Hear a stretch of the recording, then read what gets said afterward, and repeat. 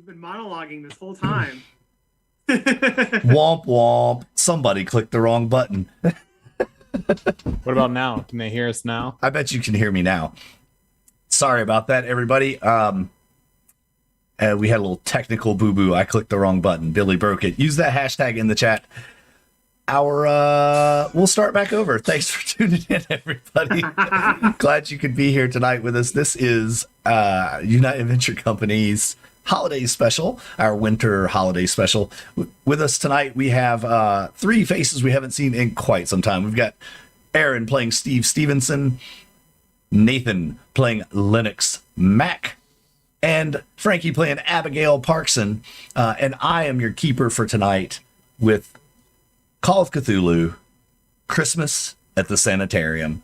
We can't wait to get this one underway. But hey, I want to say thanks to we're going to do this again, new subscriber, the Palindrome Paladin. Thanks so much for clicking subscribe about 4 hours ago. You must have been checking out some of the recorded stuff. Appreciate that.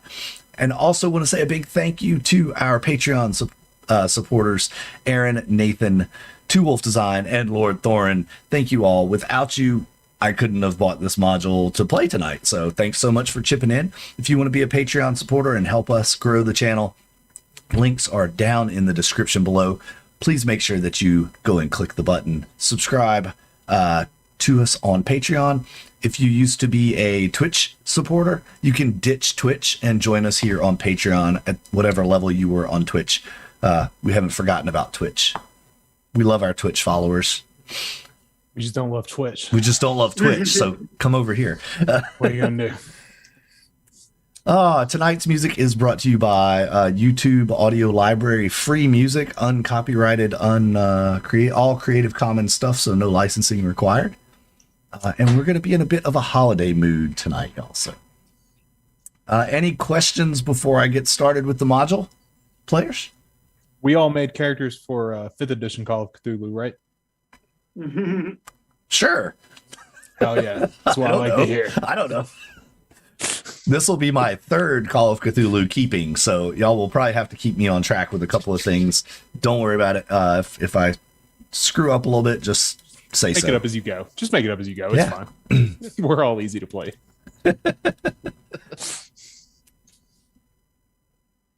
All right. Our story begins outside St. Albert's Sanatorium for the deathly ill. A cheery place where people come to get better or die. It's a sanitarium and a hospital about an hour northwest of Portland, Maine, in the town of Bridgeton. I hope I'm saying that right. Don't mean to offend anyone from Maine.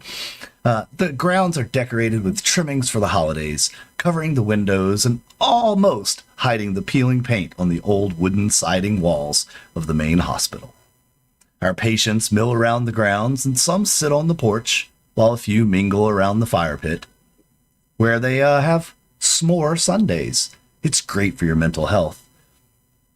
Soft jazz music plays from inside the foyer on a record player. Each one of you have just left your consultation with Dr. Smithies, the head doctor here at St. Albert's. And basically, he has given you all the same prognosis. A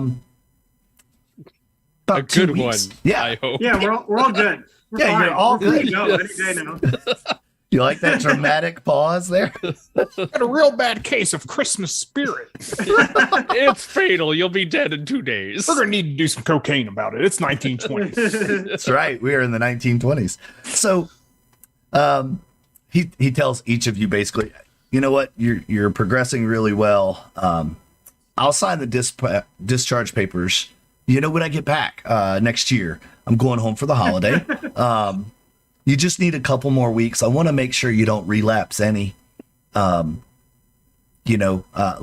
you've been doing really well, and he makes it personal to each of you. And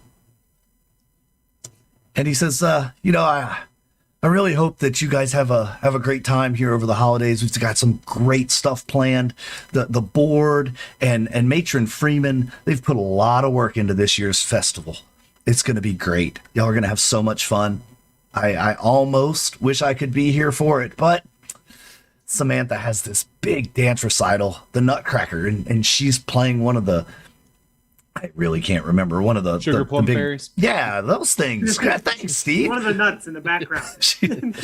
No, that's you. Real important. I've seen it a time or two. You know. They You're played in one of the Chicago. nuts in the background, Abigail. Like one of the dance. Hey, Wait a minute. Yep. Doctor, we've talked about this. Is that a wait? It's the 20s. Never mind. You're the best doctor in town. I'm the only doctor in town. Yucca yucca. The beatings are rare. You're the best doctor in town. Oh, he says, yeah, but she turns 6 in April, and I've got to be. I can't miss this one. That's gonna be great. So Josephine, she'll get everything processed and prepared, so when I return, it'll be a painless exit. I'll just sign the papers, and you will be free to head home for the holidays. Anybody have any questions? Yeah, how are we going to get home for the holidays if you're going to be coming back next year? I mean, Doc, I Did I mean, say home for the holidays? you went to college. You're the one who went to college, but I mean, I've looked at calendars I of my can be home for the entire holidays. life. Steve, I think he meant Valentine's Day. It's so I can be home for the holidays. My apologies. My mind is just on my daughter. I'm so sorry. Of course. Doctor, have you broken the news to Emerson yet? I was afraid you were going to ask me that, Lennox. I'll make sure he knows. I'll make sure he knows. Don't worry.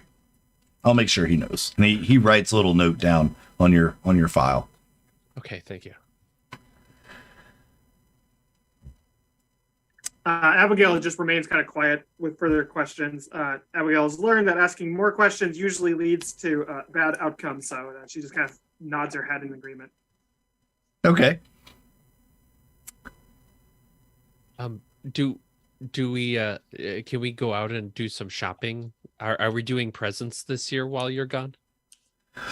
Well, they've brought some stuff in from town to let you all pick from, to do a white elephant kind of gift exchange. Yes, it's gonna be fun. I promise you. I hear they're planning a special s'mores thing for Christmas Eve. It should be phenomenal. Okay, I'm sorry. I just need a little bit of clarity. You mentioned white elephants. You told off somebody last week about pink elephants. Are white elephants okay then? Yes, white elephants are excellent.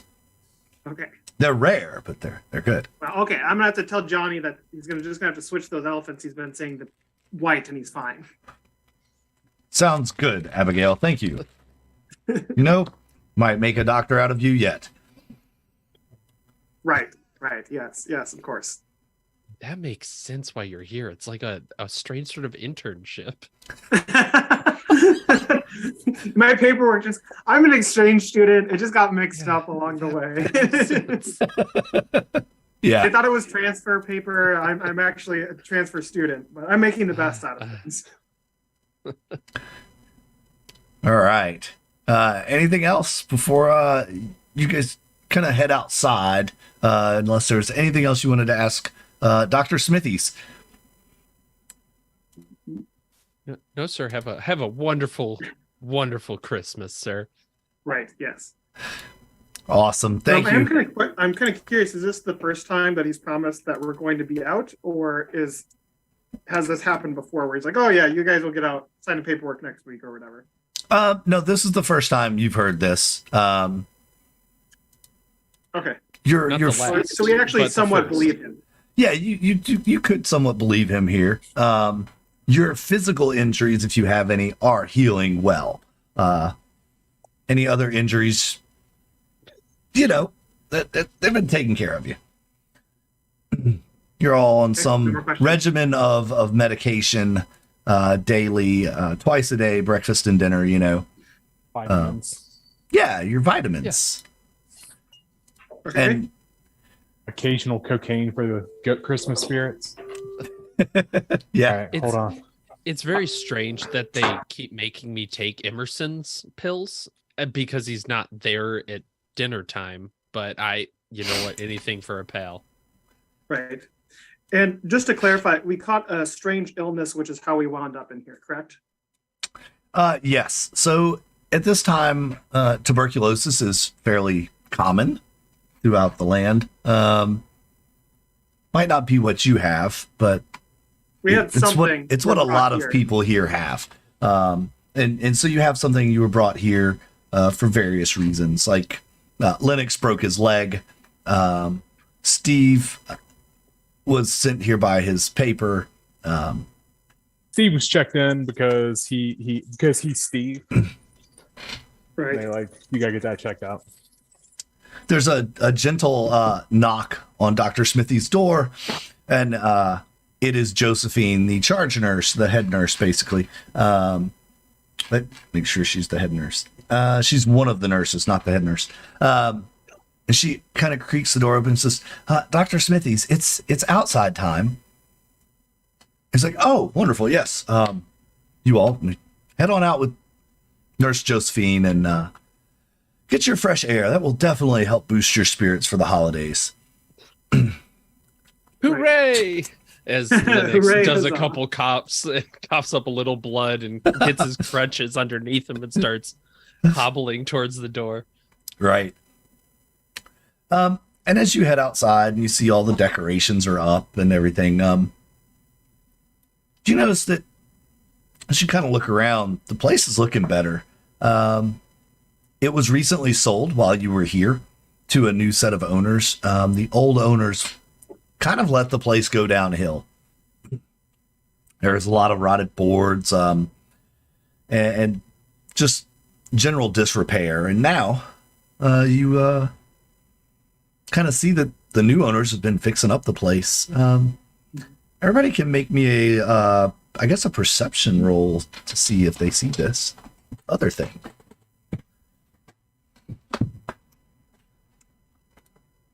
Persuade. What is perception?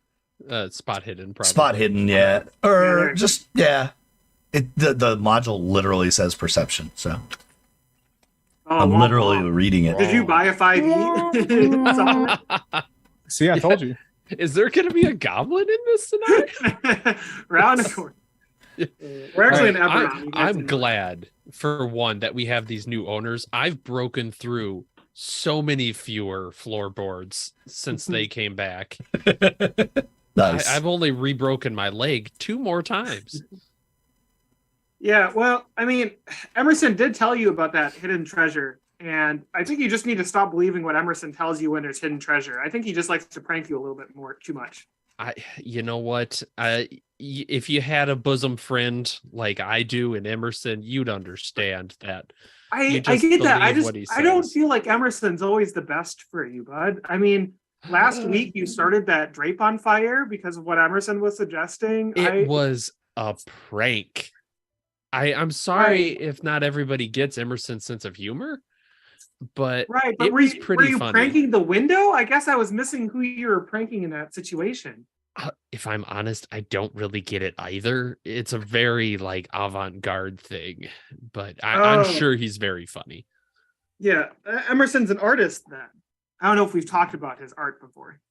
Oh, I mean, he's gifted. He's a very gifted friend of mine.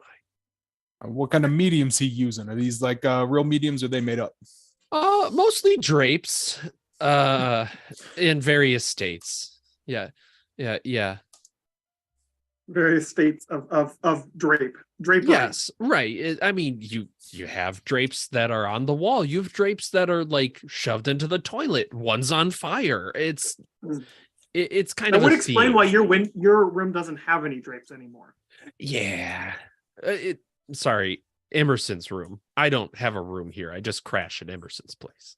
Yeah, that is right. I do forget about that sometimes. Yeah. You should tell Emerson to take better care of his room. The room smell is starting to. I'm right next to you, and Oh, sorry, that's the my smell leg. is starting to bother me. Yeah, no, that's my leg. It's The tuberculosis and broken leg is a really bad combination. Yes, Now it that would is. explain the green color and the oozing. Yes. Yes, Yeah, yes. sorry about that. It's getting in the snow, huh? Don't eat that. Yeah, I Don't guess eat the green we're all- snow.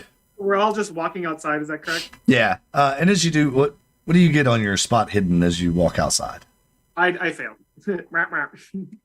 Damn, y'all suck. I got a 40 on a 70. 40 on 70. All So right. it's a regular success. Just right. That's good enough.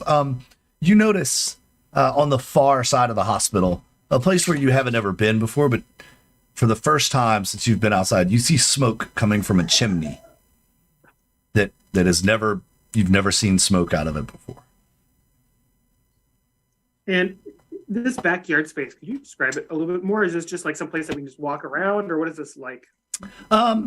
Yeah, the grounds are fairly open. Like Here. a park.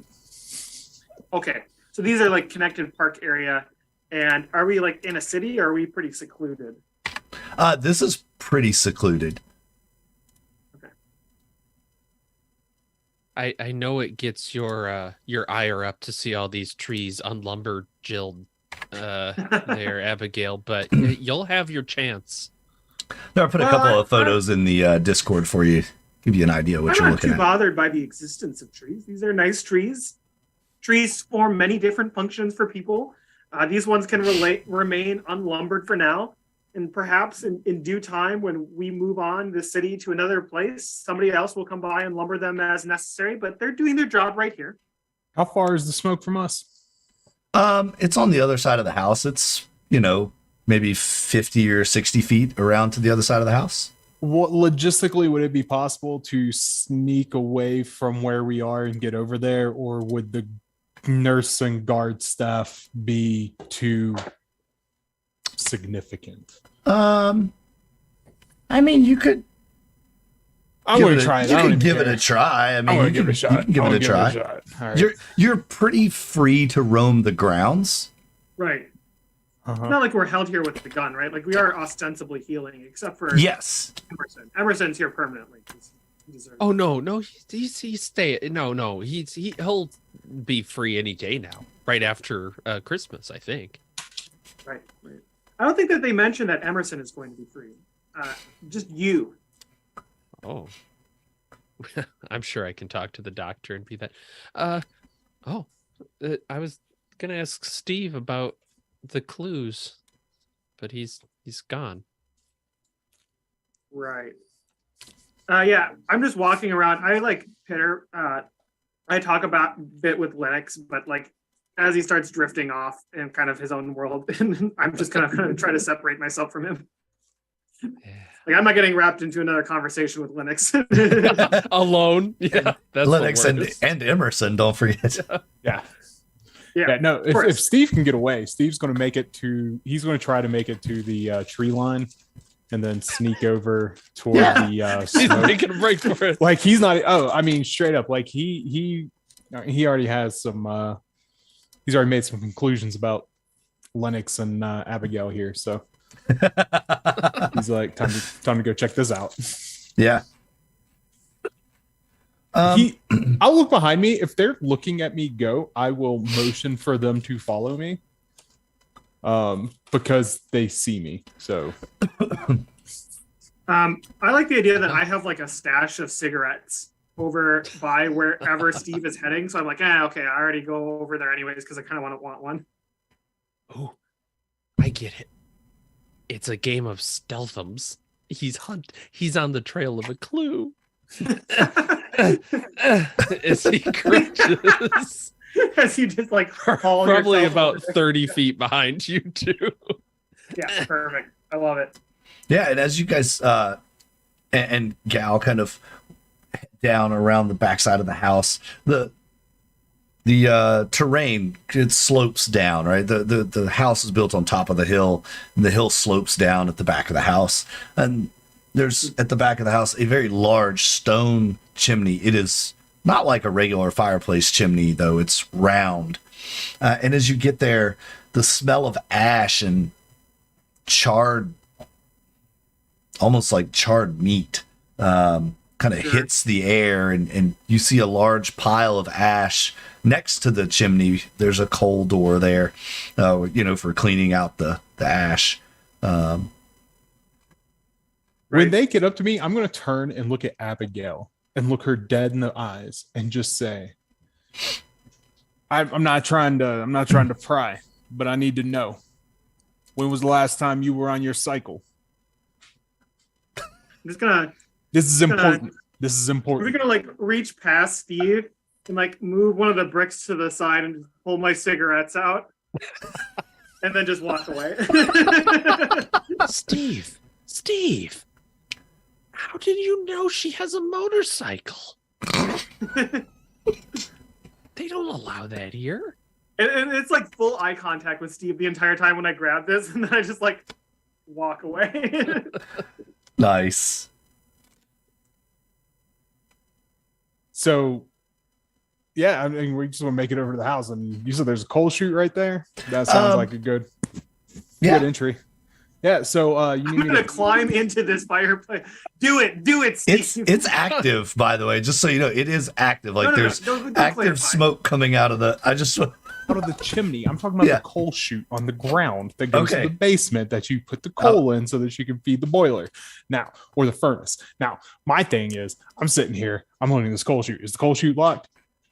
Yes. Okay. So I guess I will need to go ahead and either pick that or go find a key. Yep. Whichever one you want to try. Yeah, we're going to try to pick it. Okay. I got lock picking. It is not successful. It's only barely a failure, but it is a failure. Spend luck. Yeah, you got any luck you want to spend on it? I mean, shit. If I got luck, I will. Hell yeah, I got luck. Push it. All right, we're spending 10 luck. All right, we're going to spend 10 luck. Yeah. There you go. There we go. All right. Yeah. So I popped that lock. All right. I'm still looking behind me to watch for Abigail because I need to know before she gets in here. Abigail's just watching you.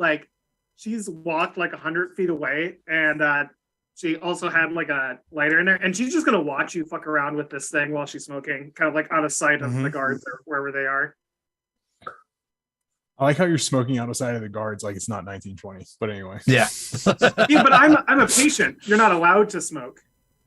You get prescribed cigarettes, sir. Yeah. It is I wasn't prescribed them, okay? Okay, that's fair. You taking somebody else's meds. Yeah, it was, they were prescribed the right brand. That's the key. It's for all these tuberculosis people, dry up the lungs. Yeah, it makes sense. Yeah, exactly.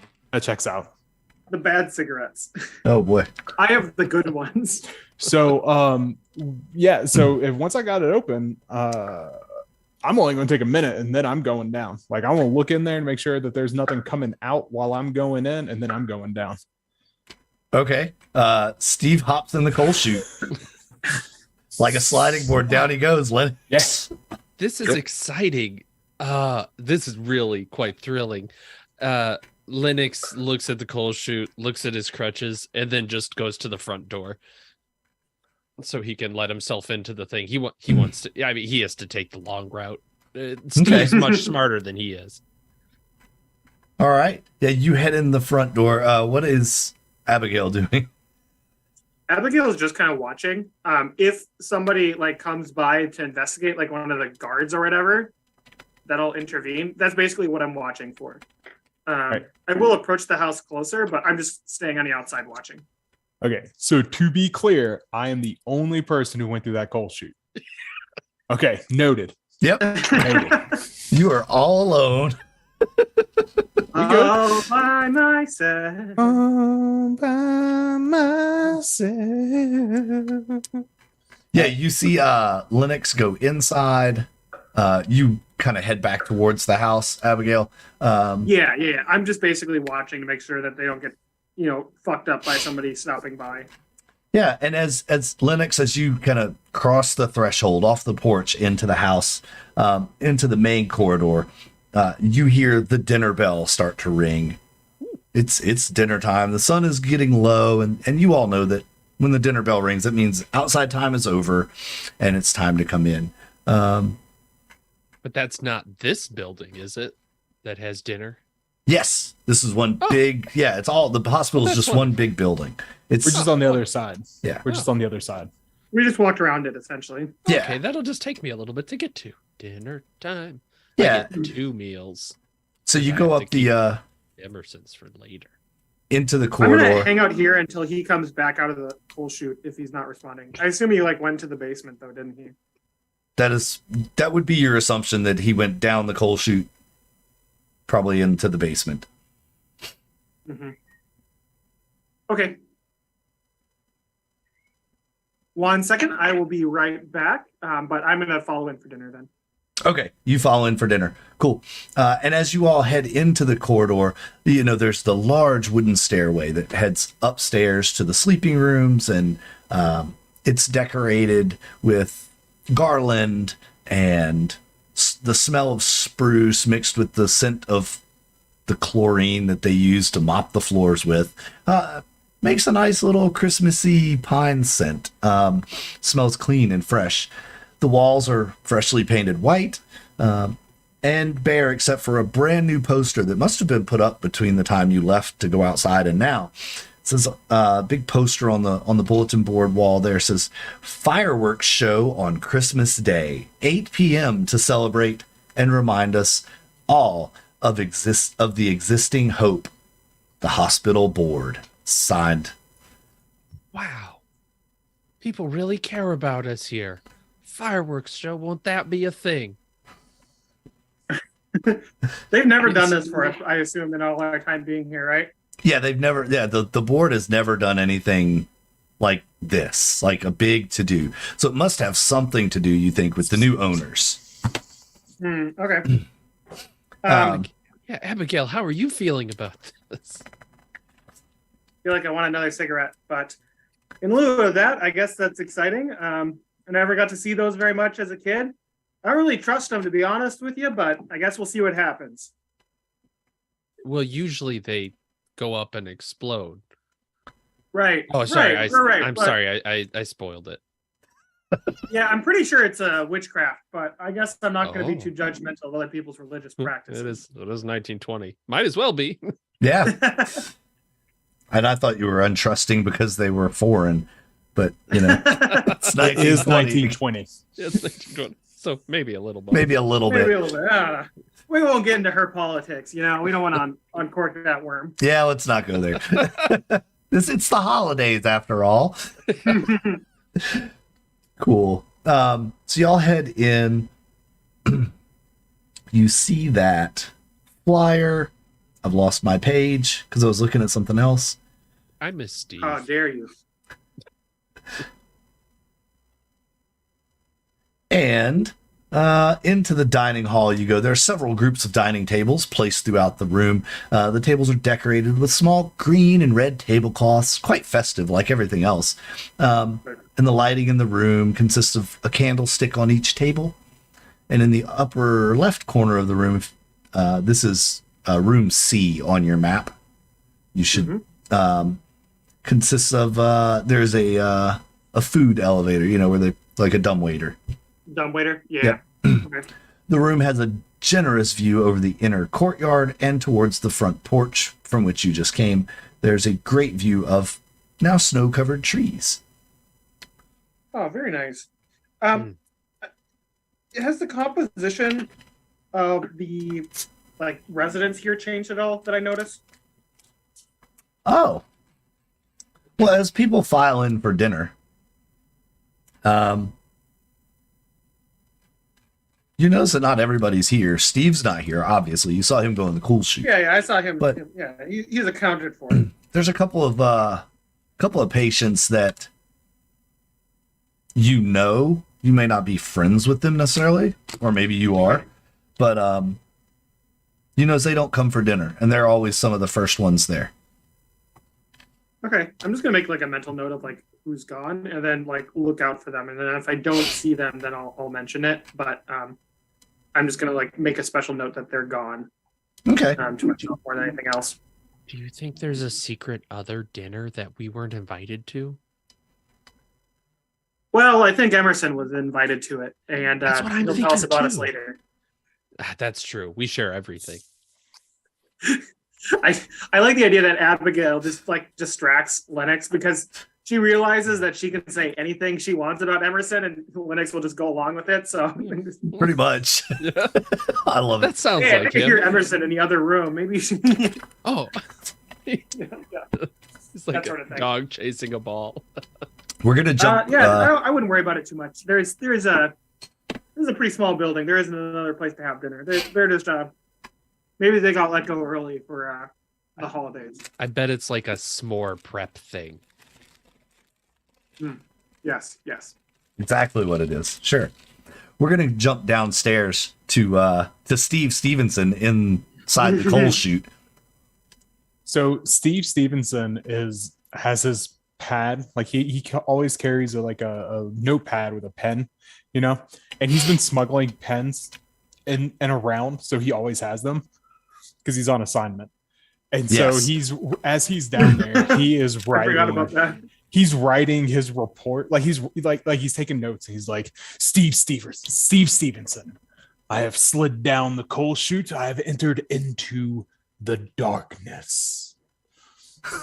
And he looks around, and that's So that's where he is right now. Steve Stevenson. Yes, Steve Stevenson has landed in the storage room. As you hit the ground, there's no door at the bottom of the coal chute.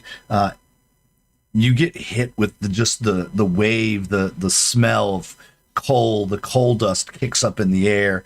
It's in your lungs. You cough a bit, and there's another smell here. Wood. You catch wood. There's something sweet though. Something like a baby. And that's what he writes down. Like he's describing exactly as you described it. It's how he's writing it down. He's like something like a baby. Yeah. And as your vision adjusts to the darkness of the room, make me a well, you would probably know this. You don't need to make that. There's always education. It is called Cthulhu. Yeah, you can no. roll to know something. Well, yeah, well, I guess you could. Mine's 85, so You would probably know just based on you went down the coal chute. You're close to the incinerator. I mean, duh, right? Like, Yeah. you're probably Yeah. close to something that's using this coal to burn. So, Right. As your eyes adjust a little bit more, however, you see 3 shapes laying on the floor. And as the coal dust settles and you stop coughing, that sweet odor, you now know what it is. It's the smell of decomposing bodies. I want to go check.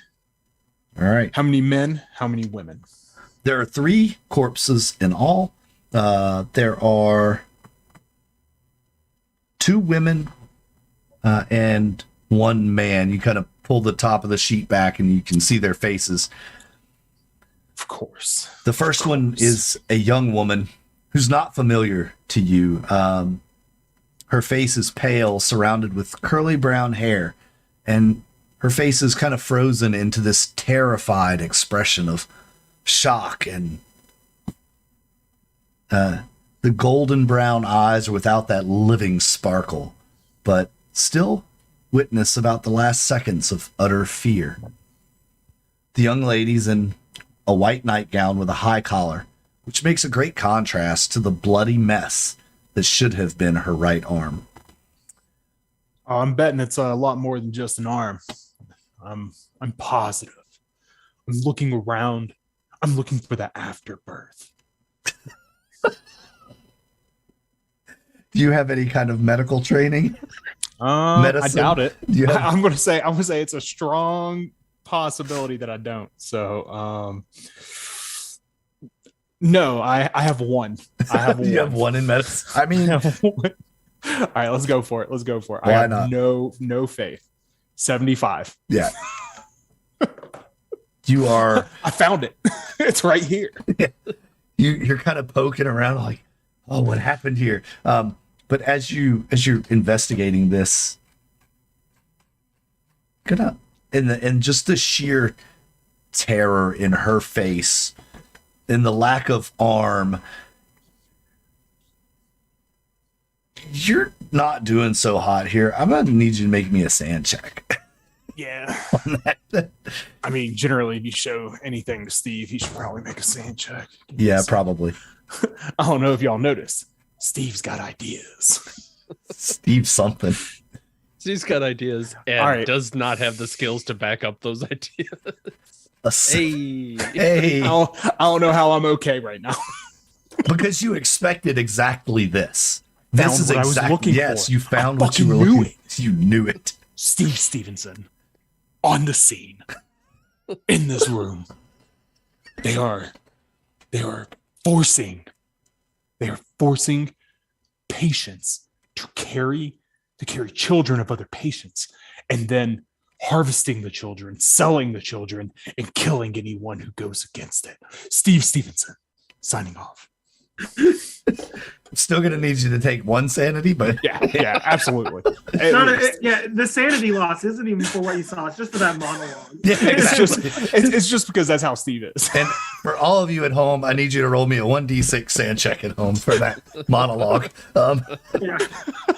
So you're done checking out this woman. Do you move on to corpse number 2, the elderly lady, or the corpse number 3, the middle-aged man that's I there? already know what they're doing. I don't need to fucking. I mean, You're not gonna. We got one missing. I mean, I'll look them over. Let me rephrase that. I'll run their pockets. I'll You'll run their pockets. They got anything? They got anything good? What those pockets do? Steve is from Why Chicago. did they have 20 pins? Well, you know. Yeah. So as you kind of remove the sheet the rest of the way and expose the older woman,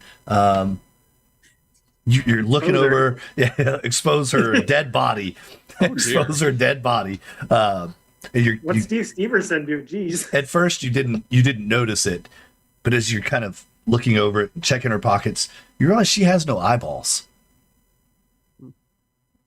Her eyeballs are gone. Just completely gone. Yep. Empty eye sockets. Steve Stevenson, supplemental. They apparently ripped out the old woman's eyes, probably to send a message that she had seen too much. The third corpse is actually someone that you recognize from Emerson? your ward. It may be. You've never actually met him, but it's a middle-aged man. He looks familiar because he's on the same ward as you. His facial expression is close to bitten, but it doesn't have the same fear as the other two. He has a blue and black striped pajamas, and his arms and legs are intact, but there is an oddly shaped hole in his chest. You know, any hole I think would be oddly shaped if I found it in a chest. You know, Yeah. this hole isn't supposed to be here as far as I know. That's odd. Especially if there's nothing accompanying the hole. So it would be an ordinary hole if it was accompanied by like a knife or a piece of rebar, because the hole is exactly as it should be. Yeah. But if it's just a hole, nothing else, it's going to be oddly shaped. That's odd. Gary doesn't usually have a hole in his Do chest. you investigate Gary's hole? Yeah. I mean, I know I know what he's they're. dead, but I still think you should ask his next of kin before you What? just go No. investigate his hole. Steve Stevenson doesn't need approval from others. Yeah, no, Steve Stevenson is like he's in super, he's in super investigative reporter mode. So he's like, I've got to check it out. Yep. You kind of look in there a little bit, and I don't know if you reach in or not. That's for you to say. But there's the placement of the hole, and your theory. They reached in here to try to take something out of him, and wound up taking his heart. His heart is gone. Yeah, There's blood everywhere. Go ahead and this is clearly an Egyptian murder cult. They are here harvesting organs to raise their mummy. Oh, I'm sorry. Hold on. This is Steve Stevenson.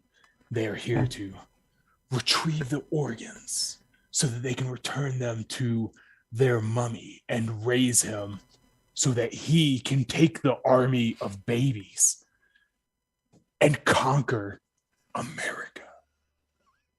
Steve Stevenson signing off. It's those damn commies coming after America. Do I need In to fail a 1920. sanity roll real quick? Yeah, go ahead and fail that sanity roll. Because that 7 was a imagine- fluke.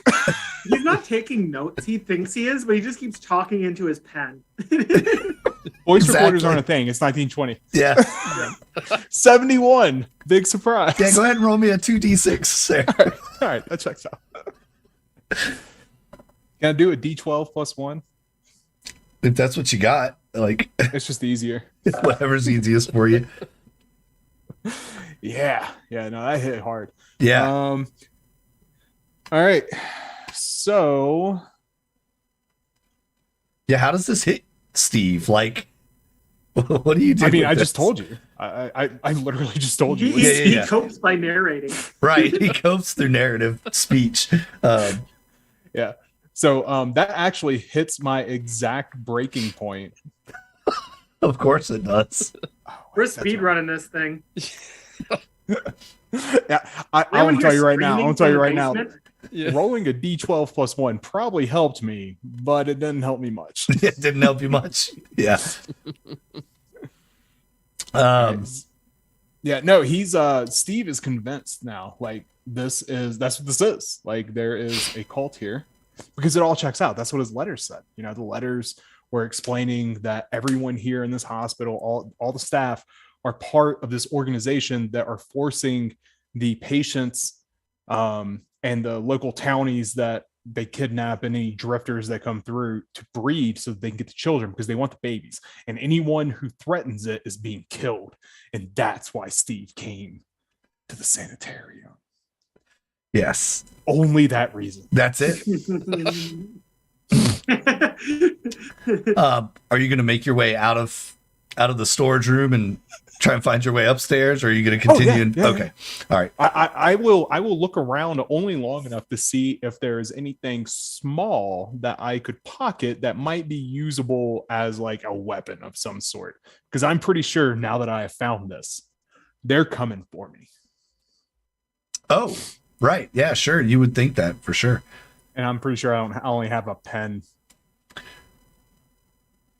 Yeah. I mean, you could. Yeah. Like 20 How pins about the probably coal by this stoker? point. A Like chunk of coal. if you're maintaining a fire, I think that there would be a poker. There's a Yeah. shovel. There's a coal shovel here, Mhm. and there is actually a pick here as well. All right. Like for breaking big Mhm. clumped up coal together, Mhm. you have to have a small like hand pick. Mhm. So yeah. I'm going to take both of those. Okay. I'm going to. I dual wield, so I can make a bonus action attack. No. This is a So- 5e Call of Five Cthulhu E. campaign. That's right. So no, I'm going to take both of them, and I'm going to take the small hand pick, and I'm going to put it up where Abigail keeps her cigarettes. So you're gonna crawl back up the coal chute. Yeah. Genius. All right. Yeah. Okay, but can we all acknowledge that my man is just like covered in like Yeah. completely Yeah. Oh yeah. back Yeah. from head to toe as he's crawling. Those whites that they give you to wear, they're not Mhm. white anymore. Mm-mm, Yeah, mm-mm. my man is highly flammable right now. All Oh, right. So man. You sneeze on him and he's gonna go up in flames. yeah, I mean, Just it's the look how it's 1920s. In like 3 years, the entire country is going to burn down, so it doesn't matter. It's all good. On my Anybody sh- that sees him crawls out is just the Bobbers. All right. So on my strength check to climb out, because there's no athletics, I got a 9, which puts me in the extreme category. So I climb out like a Like a spy. motherfucker. Do you like use the little hammer to like Oh, yeah, dent yeah. in and like Yeah, pull yeah. yourself? I'm just like- Exactly. Why do I hear a theme that won't be popular? Dun dun dun. Steve Yeah. initiates music that we can all hear for Yeah, his yeah. expertise. So A the way- shovel hitting the wall of a coal chute. We are all going to hear this. throughout Yes. the play. But that's the Yes. thing. So Steve is like super. The way this hits Steve is he's super paranoid about this mummy and the rest of these cult members, and so that call themselves doctors. So-called doctors. Yeah, doctor or high priest. So he climbs back out of the coal chute, hides the hand pick behind where Abigail keeps her cigarettes, and then he takes the shovel over to the tree line and throws it in there. I'm assuming there's some sort of fountain or lake or something around here, like a pond. Yeah, maybe? there'd be a pond. Sure. All right. So what That I'm checks gonna out. do? What I'm gonna do? Nearest pond, just chuck it in. No. It's in the tree line. It's just inside the tree line. Okay. I'll know exactly where it is. It's just inside the tree line. I go get in the pond Wallace. and then come running back into the house, like drenched, soaking wet. Okay. That's what it is. So I'm like drenched wet. A lot of the coal is kind of running everywhere. It's all over. Like I get in there and I make it so that it looks like, obviously I have coal on me, but you know. Meanwhile, I'm eating I the gotta world's reason. shittiest mashed potatoes. Yum. I think you mean the world's best. Yeah. And as y'all are sitting there at the dining hall, Nurse Josephine and one of the orderlies comes around, and you can tell they're actually a little stressed out. It looks like they're dropping trays on tables. You both know that typically there's 5 to 6 hospital staff that serve dinner, and here you only see Nurse Josephine and the orderly Dave. And she comes by and puts her tray down, on your table for the two of you. And she says, Is it proper that I could potentially help? Because I imagine, this is kind of like the orderly sound kind of like a woman-dominated field in terms of like feeding people and whatnot. So I think it would come kind of natural to Abigail to like step in and try to help if they're struggling. Would that be appropriate, or would they be like, no, you have to sit down or something like that? No, they would. Josephine would probably appreciate it. So then, yeah, I guess I would help like deliver food as best as I can from the food trough, the lift. Yeah, the she'll lift, tell the you food. to go grab what trays you can and help spread them out. She says, "Where's Steve? By the way, wasn't he with you guys?" He's busy investing. He'll be right in. Winks at Abigail. I'm just gonna say I don't know where Steve went. I don't know. Okay. I don't know what he's on about, but I don't know. Yes, neither of us know. Right. Thanks, Lenny. And Josephine calls you Lenny when she's patronizing you. She actually refers to you and Steve as Lenny and Squiggy, but that show hasn't come out yet, so So she's ahead of her time. she's ahead of her time. Yeah. Abigail, Lenny make loves sure- him some rabbits. She forgot my second plate. Yeah. Emerson gets fed last because remember he was going to go to a different thing. Remember that's where the other missing people went. Oh, Lenny? yeah. I mean, he Lennox? should probably still get an extra plate for later. Sure. We'll take care of that last though. Yes. Just in case he doesn't get enough to eat where he is, right? Well, I mean, Right. if you're going over there, he's just going to grab Abigail's plate that she left behind while she's going to go help. You would. Drag the tray over, start eating the mashed potatoes. Yeah. Num, num, num. I don't know what she's Perfect. talking about. These are pretty good. Oh, I imagine that they're just like gross, like instant potato like quality, starch. and that there's like Yeah, it's water floating on the top of them. It's potato starch. Yeah, exactly. That's exactly what they serve in mental hospitals. Yeah, that in military. That's it. It's the same food. They did. Yep. And Denny's. Nurse, am And I in Denny's. military? Well, at least Denny's puts a little bit of something, bacon grease or something in it. Maybe. Oh no, that's not on purpose. No, no, that's an accident. That's right. Because then It's they just all wouldn't be cooked on the vegan. same surface, so it gets in there. Yeah, as you're helping Josephine serve, you overhear her telling Dave that she can't wait for next Christmas when she can take off like everybody else did this year. Okay. I'm not going to push that anymore, but I'm just going to kind of listen, kind of quietly in the background, whilst they're talking and complaining. Yeah, they're basically complaining that the new owners gave the existing staff seniority choice for the holidays. and most of the staff was given a pass to go home for the holidays, leaving Josephine, Dave, and a couple other orderlies and nurses in other wings of the hospital to kind of manage it. How does Josephine fall in terms of desirability within the hospital? Like, is she really a hard worker, or is this somebody that is less desirable, and to put it within the framework of my thinking, like, would be less valuable if lost? Like, they'd be okay with losing. She's a pretty hard worker, but as far as her value to the board, I guess, or to the head nurse, the matron, you haven't seen her treated in any different way, right? Like, there's no real indifference to her. Okay. No, that's totally fine. That's totally fine. Yeah. Okay. I feel like I need to get a different light source. My forehead is just like a white plane of. Mine does that too. It's And I'm in a kitchen. I feel the white background isn't helping. Maybe I should switch it up a little bit so that way. It'll look yeah. like... Go ahead and change your background. That's fine. I gave a couple of different options out there, so. Yeah, you did. I'll go Can I start asking around? Did anybody else hear about this other dinner that people are like, where is everybody? So you're asking other patients around? Yeah, Terry doesn't miss a meal. Like, that's really strange for him. You know what? Sometimes I think he has a hole in his stomach. He eats a lot.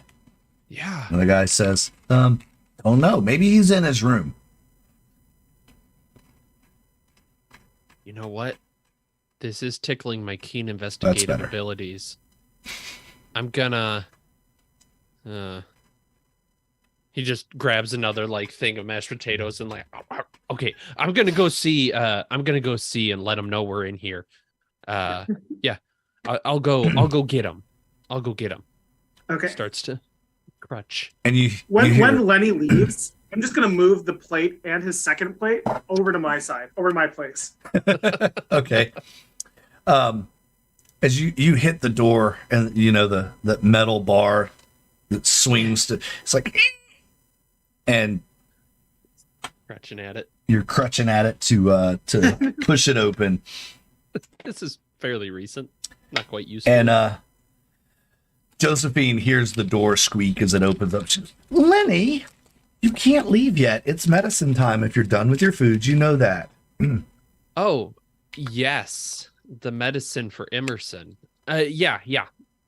Yes, come get Emerson's medicine, please. Okay. And about this time, Steve, you come barreling in the dining hall, I guess. Is that where you were headed, was to the dining hall? I was just heading inside. So, yeah, you come running inside. You look around, you smell the food. I guess, where are you going to go from there?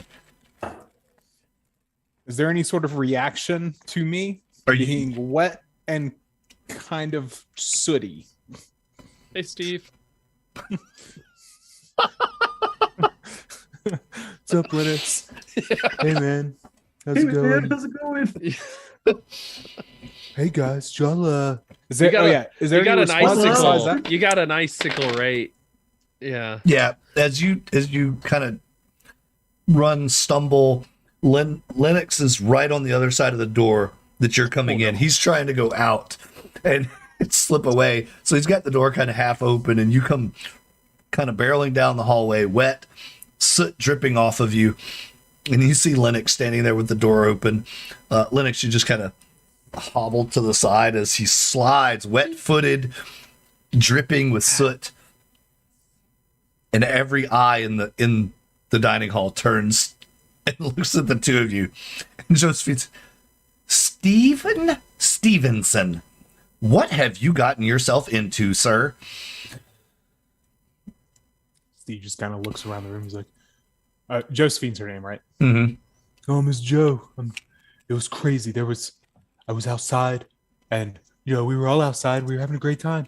And then there was a guy, and he came out of the coal chute, and he ran at me with a shovel, and we wrestled, and I knocked the shovel away, but then like, with all the soot that was on him and on me, and he and I were wrestling and fighting, and he threw me into the pond, and he was trying to drown me, and then I pushed him off me, and he ran away. A man came out of the coal chute, you say? Yes. She looks at the orderly. She goes, "Will you go check the coal chute and make sure it's locked?" Then he kind of nods, and Josephine says, "All right, Steve, if you're telling me the truth," she could tell you look kind of shaken up. Go ahead and I guess you're gonna be really trying to persuade her pretty hard here, right? Hold on. Give me a second. So, let me see. What was it? I think it's charm. Is it? Are you gonna charm or? Yeah, I want to try and charm. Because there's charm and persuade. There's charm, persuade. There was another one too. Fast talk. Yeah, fast talking. Yeah, that's it. Also, that was the third one. Anyway, yeah, I'll do fast talk because I'm kind of trying to spin the story to like get them to go elsewhere. Like, oh my god, it's crazy. Y'all gotta go. All right, where's my phone? All right, let's see what we got. Yeah. All right. 61 is a regular success. I got a 45. Oh, nice. All right. Yeah, she'll take you for what it's worth, and she tells the orderly, "Dave, go check on that coal chute, would you? Make sure it's locked." And we probably better. Dave starts to leave. I just turn, "Hey, Dave, I got the shovel away from him. I threw it into the trees. You might need to go look for it." Okay, thanks, Steve. I'll go look for it. And he's less convinced by your story, but he's lower on the pecking order, so I love Steve's face. What is that face? I love it. Covered in pond water and soot. Yeah, right. Yeah. That's Steve's face when Dave's talking to him. Okay, Dave. And Josephine says, "Come on, let's get you cleaned up. Everyone, why doesn't everyone just head to their rooms, and I'll bring the medication out after I finish cleaning and helping Steve get settled. Okay. I'll bring the medications to your rooms." I do want to try to take advantage of the confusion and like her overworkedness to like be there to help her essentially and to be able to help. Yeah, I think she would welcome that. Yeah. Okay. So I'm going to help hand out medication. Yeah, HIPAA's not a thing. It's 1920. Yeah, that's totally not. Fastball that shit. I will also use this as an opportunity to go peek in those other rooms and see if I can find out where that other dinner was. All right. I am going to say that I need to go clean up. That's what I'm saying. And I'm following behind Lennox. I've got to go clean up. Miss Joe, I'm sorry. I can't stay like this. No, you're right. You need to go get some dry clothes on, Steve, or you're going to catch pneumonia. And then you'll have to stay here when Dr. Smithies gets back because you'll be sick again. Can't have you getting sick again, Steve. You need to get dry and get warm. And, Steve, you're sounding more and more like this tramp guy I know. I don't know.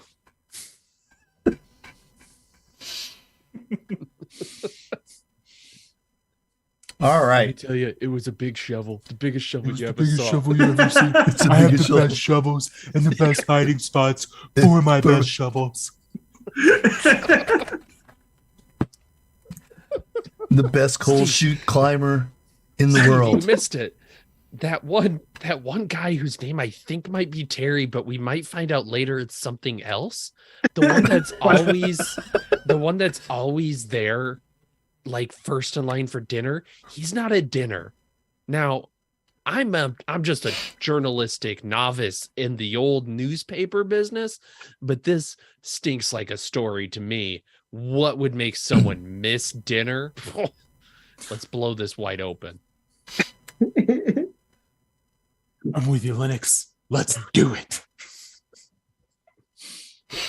I worry when you keep that voice on. talk to me, Steve. It scares me. What are you? It's I don't. it's somewhere. I'm just Steve. It's I'm almost Steve. Batman, and it's very frightening. The Batman, you know. Totally. Yeah, the Batman. He just came out in Amazing Detective Comics. He No. definitely hasn't yet. I love the I'm idea. talking about the actual Batman, the one we see roaming the woods at night. I was gonna say the Batman has a totally different context here. You know, Batman. Batman, grandfather of Batboy. Yes. Yeah. Emerson told me not to look directly at the Batman. Don't make eye contact. He hates that. Batman hates eye contact. Yes, yes, he does. Personally. Oh wait, no. I'm sorry. Hold on. I've been with you this whole time. Right. Yeah, he takes that real personally. You got to watch out for him. Oh boy. Wow. Y'all, this is a lot of fun. I love this. Thank y'all for making this fun. What were you saying about you could take this really seriously earlier, Nathan? What were you I saying? think we're taking this completely seriously. We're very There are on dead track. bodies so on- in the basement, and we are very close to talking about that. Oh yeah, we're just trying to get out of earshot. Yeah, so where are you guys headed on the map? So you leave the dining hall is I think the dining hall was C. Yeah, the dining hall was C. Where's the which room kind of has first dinner guy? That's a good spot to check. H. No. There's no door to H. There's not That's why he's even not in at the dinner. room. That's why he's not here. We just hear pounding on the wall. Let me out! It's like the Sim. I'm Someone's sorry, in for- guys. They're gonna put an on hole in me. Oh boy.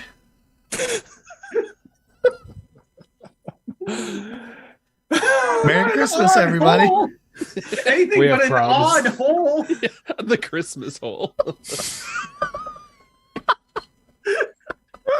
When you've been a good little girl or boy, Santa shows up and puts a present in your Christmas hole. Yay!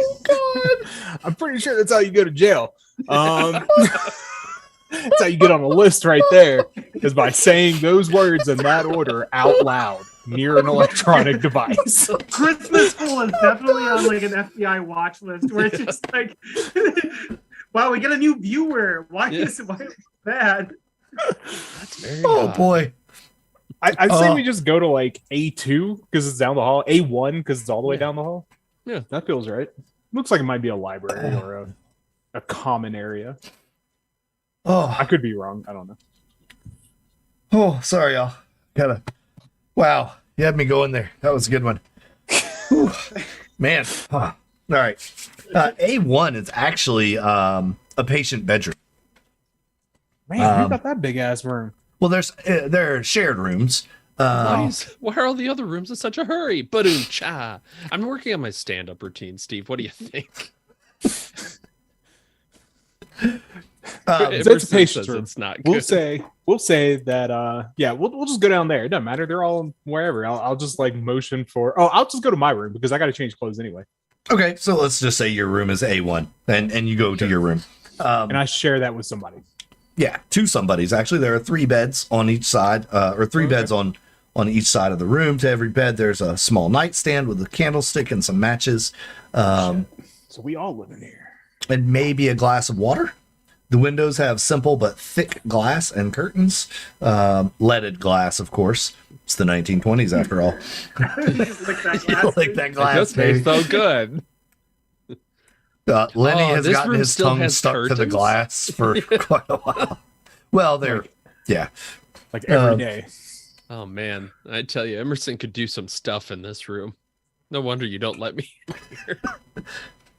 Yeah, so we get in there and I'm gonna walk over to my my bedside or walk over to my bed. I'm assuming it's like a foot trunk or something in there, or Yeah, you have a sort of little- foot locker. Yeah, Foot Locker nightstand. And So I'll strip out of all of my clothes and then standing there naked, right? Talking to Linux, walk around and gather all of the glasses of water, carry them over to someone else's bedside table, and proceed to like bathe himself, like whore bath himself.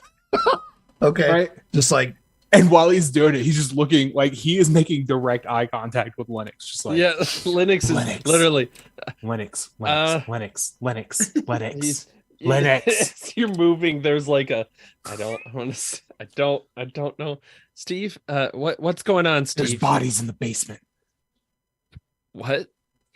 Lennox. My name's not Steve Stevenson. What? It's Steve Steverson, the journalist. Oh my god, I thought I recognized your voice from somewhere.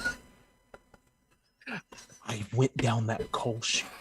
I'm here doing an investigation. Oh my god.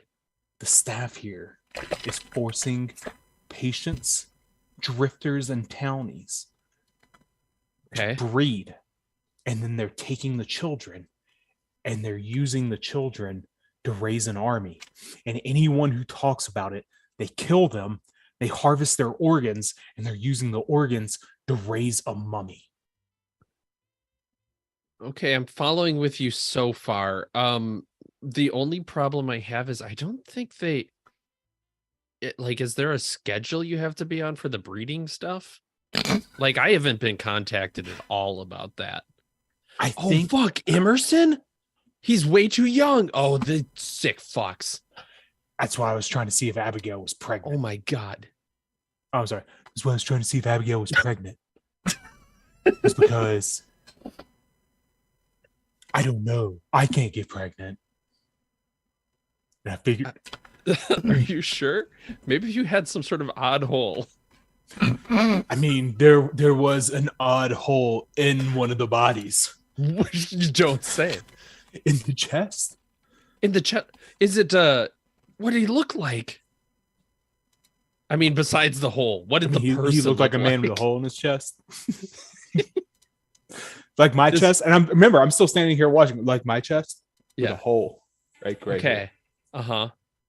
Does that sound like, as he describes him, if I mentally take away the hole, does that sound like the guy that didn't make it to dinner? yes, absolutely. Ah, Terry, maybe. Fuck. Okay. This is a problem. Which one of these beds was Terry's? Yes. Still not. I go over to not that sure one that's and I his get real clothes name. I get clothes out of his foot locker. Yeah, there are 4 pairs of black and blue striped pajamas that match the ones that he was wearing. And that's pretty much the only clothes he ever had. Was he just I'll had pick the these? nicest ones. Yeah, the newest. Yeah. Okay, so bodies in the basement. Okay, so this is all the ringleader. That makes sense. Okay, we have got to rescue Emerson right now because Dr. Smithy must have. It makes sense. He's making a break for it. They're on the case. Steve Steverson is on the case. He must have found out. Steve. My editor sent me to find out what was going on. Okay, I didn't ask Steve, but I'm sorry. glad. He may have been my editor's contact. Maybe That that's would why they imply killed that him. he's trying to set them on himself. You know what? We just need more clues. Okay, let's get Abigail because I feel like she's a grounding force for the two of us. And honestly, I think sometimes she knows Emerson better than I do. That checks out. They've gotten really close, so maybe she knows where he We'll say at this point is when I come in to deliver your medicine to Steve Steverson, who's just like buck ass naked, still standing, and he's Holding like a set this of far pajamas. from Lennox. He's like this close to Lenny, just like talking, Yes. yeah, The- talking with him full on. And I just like kind of wave off Josephine, like, okay, I'll make sure they take their meds. All right, you don't need to see this, I guess. I don't know. You've dealt with enough, Josephine. I got this. I turned to look at Thank Abigail. you, and when she Abigail. was- Yeah, I got it. All right, But I know remember, these two bozos. you can't stay in this room tonight. You have to go back to your room, Abigail. You can't sleep I here. don't want to. I don't. Okay, good. Yeah. All right, lads. Let's take your meds now. Come on, Emerson. didn't take his meds, Lenny, once again. So I kind of need you to scarf these down. Yes, I'll definitely do that. Close the door after you. Steve's on to something. As Steve is on something, that's for sure. No, on to. He's on to something. Steve, pull those up. Man, those are really tight on you. God damn, Steve. Like that guy is he's got to be 2 sizes smaller than you. Like the Grinch, he grew 2 sizes. Wow, that's a nice looking Christmas bowl you got there. Yeah. I'm gonna shut the door. Like, Lennox, I do need you to take these. I know it's not a big fun thing. All right. And you know. And Steve, here's your vitamins. I guess I don't know what the doctor's giving you, but here you go. Oh, there's no telling what they're giving me. Especially not now. I mean, they're not labeled, so it is pretty tricky to see what they're giving you. Yeah. And as you hand out the meds, you even have your own there. Go ahead and everybody make me a spot hidden as you're looking at the pills right before you take them. Sure. 19 on a Pass. Okay. 35 is my 35 is my half number. So I got a 7 on a 25. All right. Oh, nice. You notice that you usually have a cocktail of 4 or 5 different pills. There's a new pill here that you've never taken before. It's a different shape and color than any of the other meds you've taken. Yeah. All of you see it. It's the same. What do you think this one does? Does it think fill us that- with Christmas cheer? That seems unlikely, based on the fact that there's bodies in the basement, Abigail. There's bodies in the what? In the bodies in the basement. basement. That's why I was Don't trying to talk so ask. loud. Jesus, That's what I was Abigail. trying to find out. Uh-huh. Are you pregnant? Yeah. I gotta say, as far Yes. as I know, last time I checked, I'm not pregnant. Steve, did you take all your meds? I really, really need you to take those. I really need you to understand that there are bodies in the basement because they are harvesting babies and then harvesting organs from the people that make Sure. the babies when they stop making the babies. That Okay. makes sense. That's a lot to take in, Steve. I hope you understand that it's going to take me a little bit to process that. Meanwhile, could you take your meds, please? That would be great. Yeah, sure. Steve takes them. Takes them all in his hand. I'm going to bully both of them. No. Oh, yeah. Steve takes all of them, has them all in his hand, right? Throws them all in his mouth at once, and then swallows them with no water, like a Jeez. psychopath. Okay, to be fair, that's how I take my meds too. So I don't know. I know. He's it's all very good. tolerant. People just say that to me all the time. They're like, "You take pills like a psychopath." No, that makes sense. Steve's hardcore. He's actually an undercover radio journalist. Oh, really? Steve. At what? Steve Steverson. Not. I know. I had everybody fooled. It was a good one. Yeah, It you was definitely pretty have good. me fooled, Steve. I'm glad you took all your. Lennox, did you take all your pills? Yep, he shows you empty hands. Yes, Okay, cool. ma'am. Yeah, I'm just gonna take my pills. I don't know. I don't have any reason not to trust them at this phase. And as far as I'm concerned, these two are crazy. So But not you. But not The you. extra pill might help. okay, out of character, the way that he described it was that we there might have been legitimate reasons that we wound up here. Like I actually got injured or something is what I was kind of imagining. And I'm playing a little bit straight to your guys's We're in the Yeah. sanatorium part. You're in the hospital part, but there's no HIPAA, no sanatoriums. I'm pretty division. sure we're the same thing. Oh yeah, Hospitals and- everyone went to the same. Everyone They- went to the yeah. same thing, Yeah. whether it was medical or psychological. Yeah. They kept Yeah, that's what arguing I'm saying, about that, which I'm piece I actually should injured, be and you in. two are in here because of Emerson and Steve. No, I'm in here because I got hit by a car. Yeah. As No, he I know, looks down I at know, his yeah. busted ass leg. Yeah. You did, but there's other reasons you're staying here. I guess. I mean, I'm visiting, but okay. Okay, Steve, this is kind of your thing. I mean, I obviously am also a reporter, so I should probably take the lead. But do we go back down to the basement? Who's in on this? How high does it go? Don't we have to? More importantly, how low does it How- go? Who, How about what, let's when, tackle this who, tomorrow, what? guys. I can't sleep in here, and I think it's getting close to bedtime. So I don't think I'm going to be able to sleep tonight anyway. You hear No, a knock at the door, and you hear Josephine say, "Abigail, is everything okay in there? You've been in there quite some time." yeah, it's been like 5 minutes. Josephine, aren't you busy or something today? That's why I'm covering for you. You're Well, gonna come in here. I'm gonna like swing open the door. Steve Stevenson still got his like dick on display over here in the background. Josephine, it's been like 2 minutes here. If you Steve want is my Porky help, Pigging address it. me a little bit. I just made the rounds. I was coming to make sure you were okay. Yeah, I'm fine. All right, sure good. fits you like a Look, they all second took their skin, pills. Steve. God damn. Steve is Porky Pigging it. Shirt only. Yeah, I'm just gonna like unnecessarily lay into Josephine a little bit because I'm frustrated by these two, and I feel like she's breathing down my neck. Yeah, exactly. That makes sense. She's like, well, I'm sorry, but it's just not appropriate for a young woman such as yourself to be, well, in there with two men, and one of them is half naked. Oh, You think when I was Steve, in put the some fucking pants northern on. line in Wisconsin, I didn't see fucking dicks out. Look, when you're chopping down trees 8 hours a day, 20 hours a day, you learn to not care about so many frivolous things on whether or not somebody's wood is out, you know? right. Yes, I suppose. That seems like the worst place to have your wood out. I didn't ask you, Lennox. Sorry, I shouldn't tell you about your job. You know better than I do. Do I lecture you about your job, Lennox? I mean, maybe. Probably. Probably. Probably. Oh boy. I'm You gonna- seem to be I'm handing gonna out slam lectures the left door and in right. Josephine's face.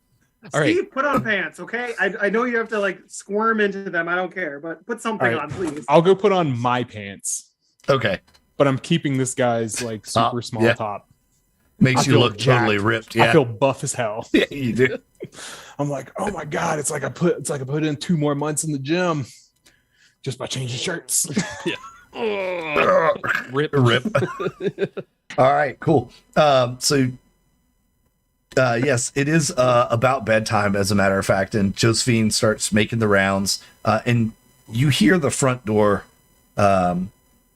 close and lock down at the end of the hallway, and then you hear the unmistakable sound of very heavy footfalls in high heels clacking across the hardwood floor. You recognize it immediately as the matron. She has come to make the rounds and put everyone to bed. She is an older woman, kind of heavy set and not very agreeable most of the time. But tonight, as she makes the rounds, she is smiling a little bit, you can see, and she actually has a little lapel pin on her white nursing jacket that is a Christmas tree. This is the most... Merry Christmas, Matron Freeman. Merry Christmas. Before she comes in, I'm going to turn to everyone and be like, listen, guys, we got to meet tonight. Abigail, soon as the lights out, you say the Gettysburg Address 10 times front to back. Okay? 2-minute break between each time. We will meet you outside by the coal chute. That may be morning. I'm not sure how long the Gettysburg Address is. It's like 10 minutes. Yeah, it's not- Okay. You have to memorize. They make the kids memorize it and Yeah, recite it in high school. Touchstone, we all know the Gettysburg Address. In I didn't 1920, memorize it. I It was grew up 60 on the years ago. streets. it was That's 60 where years ago. Emerson got run. Oh no! Emerson Well, I'll be got there run for you. over by a reindeer. Spoilers. This feels like a good place. We've been playing for Yeah, right, an hour and a half. We could probably take a little break right here. Yeah, we could take a break. Great, we're really close to solving this, so perfect. Yeah, Awesome. we're gonna Right crack there. this wide fucking open. Wide guys. open, wide open like a watermelon on Gallagher's stage. So, hey, folks, we'll be right back. Enjoy the Christmas music as we step away for a moment and refill our water bottles and grab some more snacks. You do the same. We'll be right back.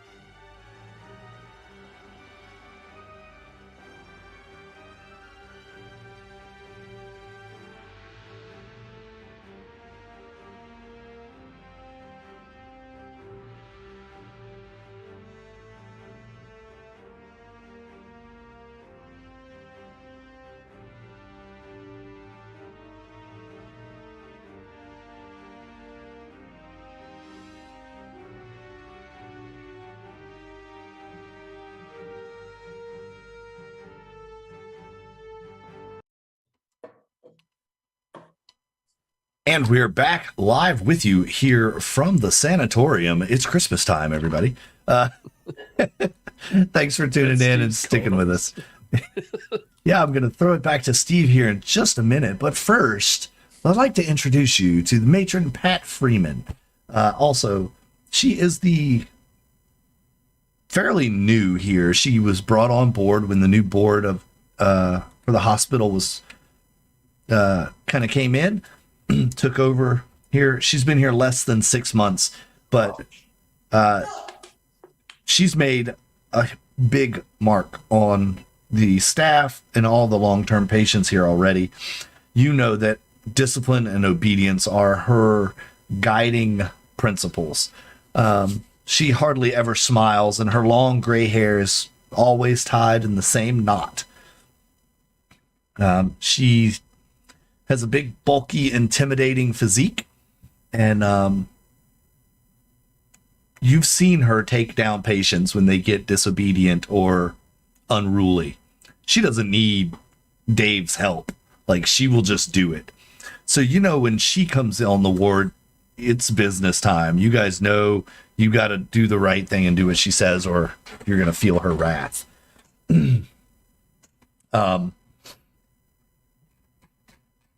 As she comes down, she is opening patient room doors and lights out. It's sleep time. See you guys in the morning. And she has a very gruff smoker's voice. You've, Abigail, probably smoked with her outside or even inside in the dining hall. It is the 1920s, after all. You could still smoke inside then. And talk to her. So yes, she has that raspy, crispy smoker's voice. And she comes down to your room, Abigail, and Abigail, it's time for bed. Lights out. I'm just gonna like nod my head. I assume that there's other women in my room. Yeah, right? yeah. There's others. You're kind of like the room person, room leader. Mhm. Yeah. I'll just kind of nod and then kill the candlelight. Is this I don't know from 1920s. Is this electrified at this No, point? you But have it's just like- candlelight. Yeah, you have candlelight, Yeah, candelabras. I'm just gonna extinguish that. That's fine. Okay. And then the next room down will be Steve and Lennox. It's your room. She leans in. All right, boys, and all the other ones in there. She does a head count. She says, "Wait a minute. Where's Steve, Terry? Linux, and all the rest. Yeah. Where's Terry? Where's Terry?" I'm good evening, matron. May I say you're looking statuesque tonight. I don't know where Terry is. I don't think I'm supposed to keep track of him. No. Am I? I have so many people I have to keep track of. It's okay, Lenny. You're fine. I'll find him. The rest of you chumps. Time to hit the sack. I think it's just Steve in here, man. There's only 3 beds, and Terry's is 50. There are 6 beds, 3 on each wall. Oh, okay. Oh, I didn't. Oh my God! There's so many people in this room. Did you really just say? I don't know where he is.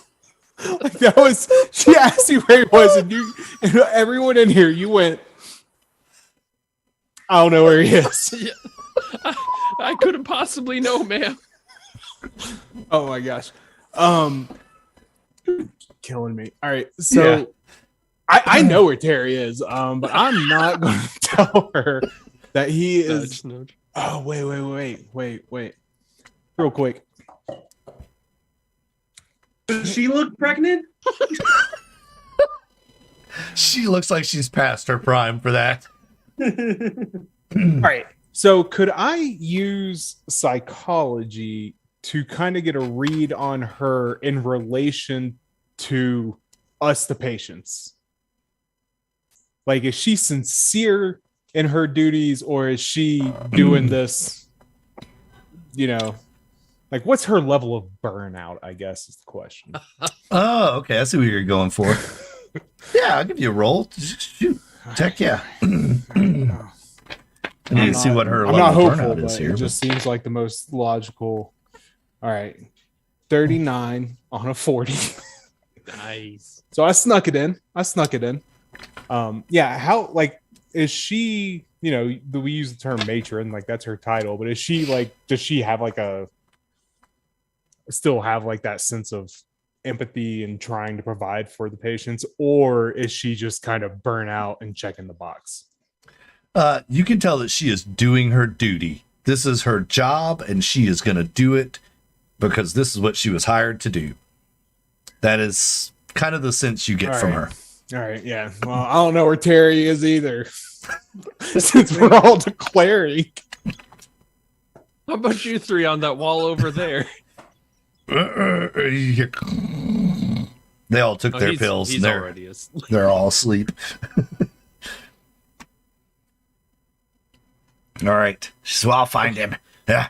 Good night. That's boys. good because none of us know where he is. Thank you. Lights man. out. She closes the door. You can hear her repeat a couple of times down the hall. Then you hear her footfalls fade in the distance and go upstairs. All right. There's an upstairs. I know you told Abigail to wait, but maybe we just go now. While she's busy looking for Terry upstairs, where we know Terry isn't.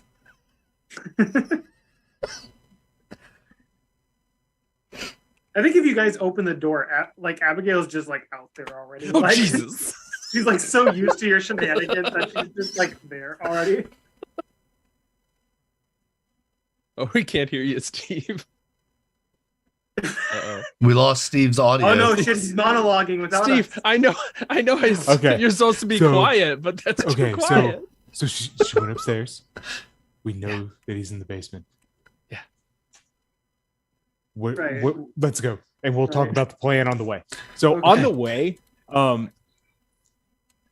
Wait, where's the Steve- basement? Well, do we get we'll down? just. Yeah, you just. I don't fit in the coal chute. Oof. Yeah. And look at Abigail. What So are you yeah, saying about Size me? stat alone, Have we not- would imply that Yeah. the coal Have chute we- is not an option. Have we seen? Very judgy. Yeah, we know You're there's size a. of 90. So we know there's a basement. Yes. All right. What is the size of this chute? Okay, is this a Christmas sized hole? This one It's a Christmas hole. Oh boy, y'all, we're gonna have to get a t-shirts made that say "This is my Christmas hole" or something. Again, don't end up on a list, please. The video is marked "not for kids" on YouTube, so it's okay. Smart. But the Christmas hole, meanwhile, is for no. Oh, No, no. it's redacted. No, kids. The Christmas hole is not for you. All right. So I think my plan is that Ooh. Never mind. What if we just let her find the body? Like, hey Do you guys, think any she's, the body's in the basement. We know she's going there next. We could see what's on the upstairs. But she's upstairs. Wait, but when she goes to the basement, Okay. Where's the Great- how do we great get down logic. to the Yeah, basement? Let's let her find the body. right. We can let her find the body, But what if she's in on it? and we'll know when she doesn't tell everybody that she found the body. But she doesn't tell yeah, okay. Right. So we're going to the basement? Do nothing. Did we land I up like just this going to plan. bed for Abigail the said night? it. Wait, I'm just saying, like it answers a lot of questions. It answers a lot of questions. Okay, it will tell us whether or not she's in on it, and like I'm herding us back to the rooms as this is going on, right? Like, Yeah, I'm oh, gonna go along with it. I don't care. Yeah. and it uncovers the body. But when she goes down there, we need to go upstairs. Okay. Now I'm back in. Okay, so upstairs I guess. she goes because we got to We're find. They got to. So we're listening at the door. Is that Yeah. what we're doing? Like Yeah, Yeah. basically, Because Is they she they've going got to to- have the files. They got to. There's got to. That's where the evidence is. You're a reporter. That's where the evidence is. Right. Which you need for your radio program, right? Oh, You're going to show them the evidence that you have.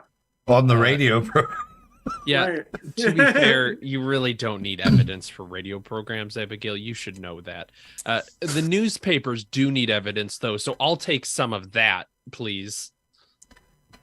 So Okay. can I'm a reporter too. can Abigail and Steve make me a con roll, please?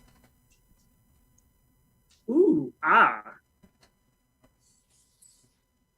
All made right. it 38 on a 60. Oh, I got a 9 on a 45. Okay, cool. I'm not the most stalwart person. Oh no. Oh no. Oh no.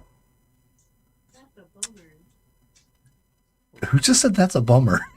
Like I told her that's Why? a bummer. That's my wife. Oh. Well, maybe she didn't say bummer. Okay. All right, so that was 2 passes or pass and fail? 2 passes. Okay. But yours, Steve, you feel energized. Like up. Like you haven't felt this much excitement and energy in a while. You were like ready to go. Hell yeah. All right. Abigail, like, you're not getting tired. Okay. Lenny, you are feeling normally tired, Yes. but Status quo, the baby. the excitement I'm a real of normal one. yeah, the excitement of what's happening is what's keeping you from going to bed. Okay, that's good. All right. A few minutes pass, and you do hear the footfalls coming back down the stairs. Toom, toom, toom. You get down to your hallway. You hear them. They get a little louder as they come to you, and then they stop. You hear a door open and close. And then, see if you're going to be able to hear this or not.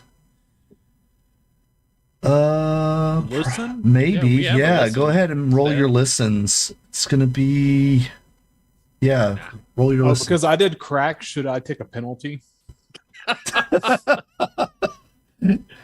I'll just make it a harder roll for you. Oh shit!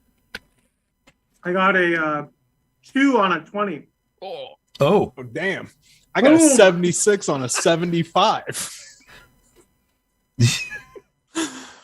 Wait, if a critical is like is 10%, right? uh, A 5th? 5. Yeah. Fifth. Okay, Yeah. so I got the best success I could. yeah, you got the best success you could. Abigail, it kind of makes sense that you could hear this because your room is actually right next to Dr. Smithy's office. And you hear another door close, and then you can hear footsteps on what sound like steel stairs. Clang, clang, clang, clang, going down. Even lower, Yeah, essentially. yeah. Oh, so there's another floor beneath the basement. Ah, if only I believed any of this. Wait.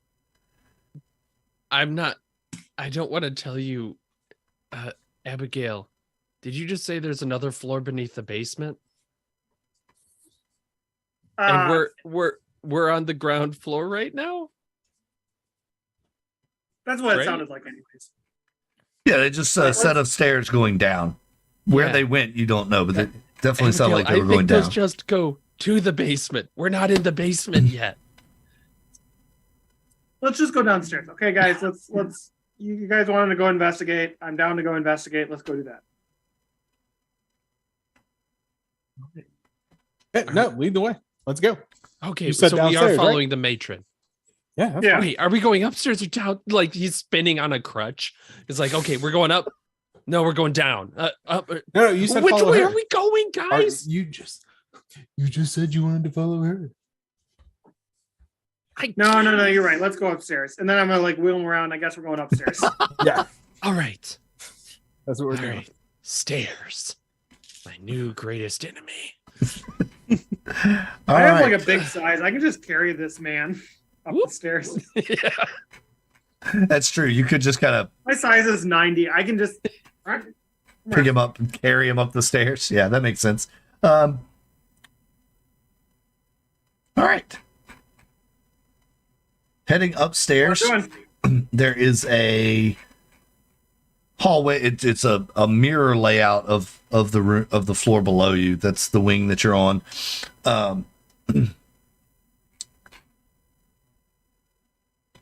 And there is a you come up to the doors.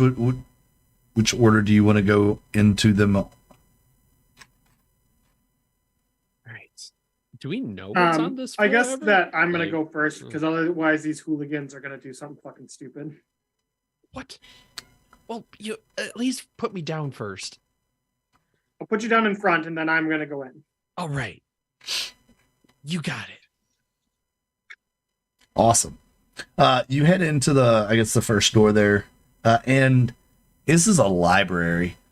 You've never been in this library before.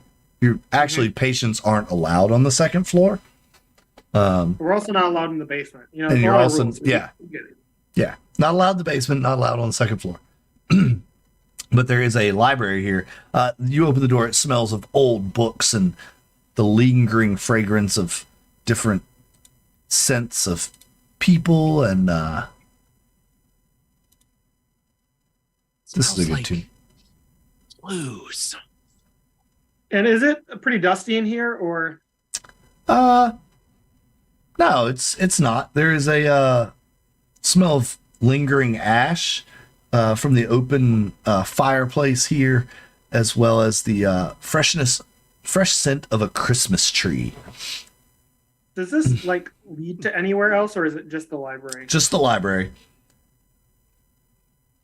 I'm gonna do ye oldie thing where like I know where they walked when they're up above us. Is there some place that they always walk to when they're up above? Typically it's the library, this room, there's a room over yours, or next to and over yours. It gets the most Is there any use. hidden rooms, I guess? Do I hear them walking around upstairs in a place that I don't see currently? No. Okay. Let's just keep going down the line because if what Steve said is true, one of these is going to be a nursery. Or it's going to have evidence. Okay, so if we don't find it, then you'll let go of this idea then, right? No, Just means they hit it better. I don't think you understand how journalism works at all, Abigail. You know, I don't think I do. Sure. How do you want to look about in this room then for this nursery? Why don't we listen? Why don't you put your head against the wall here? Well, there's other press your head against the books here. I would just go open the doors. There is no other doors that lead there. Right? No, There's no not from this room, from the hallway. We just went in the first door. Although you might want to check the fireplace. A lot of times they burn clues and wood. I guess I will do that. Dave, I'll look in the fireplace. Is there anything ominous? no. Okay. Good. While perfect. she's doing you that, do I'm wanna- going to the next door. If anybody did want to look around the library, you can also do that. But Yeah. I'll examine the library here. Now the library is a decoy. Obviously. It's to get you caught. it's the get you Journalism caught. 101. The library is a decoy. They're just trying to catch you and get you stuck here. I think it's the Next best door. Do you have anything in library use?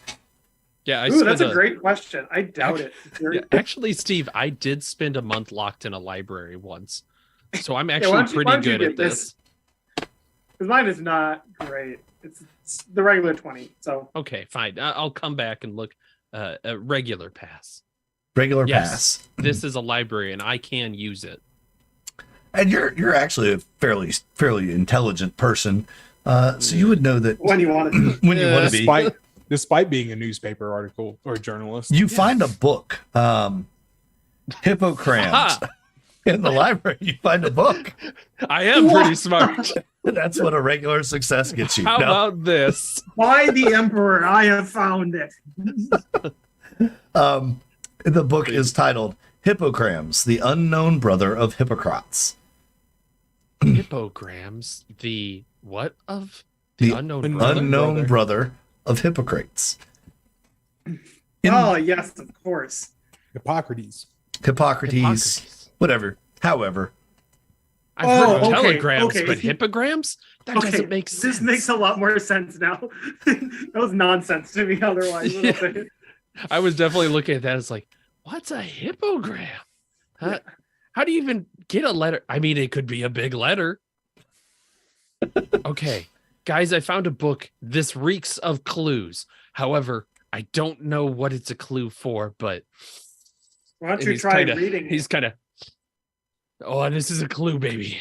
While he's We have a doing that, prop right next to you for this. Got a book. while he's doing that, Steve is narrating as he opens the next door. nice. Steve slowly creeps down the hallway, closer and closer. He inches towards the door, unbeknownst to anyone behind the door. I love it. Scotty the dog says the matron moonlights is a hippogram. I love it, Scotty. Great one. Do you read the book or are you just, I found the book. All right, I'll take a look. I'll take a look in the book. I've In never the book- I heard mean, of you it. don't have to. I'm not trying to prod I you or think poke I've heard you or of this anything. guy's No, no. oath. Oh no, it's a saying that we all know. Take a look in In a a book. Yeah, Reading Reading Rainbow. Rainbow. sleuthing ain't hard with a library card. Oh, as yeah, he's yeah. cracking it open. Started. Yeah, okay, Yeah. all right. Hippocrates, he had an oath and an unknown brother. Did Yes. you know that? He's kind of turning to Abigail. Did you know that Emerson has an unknown brother? And as you open the book there's and say that, you point to the family photo that's on the inside cover of the two brothers. Look at these guys.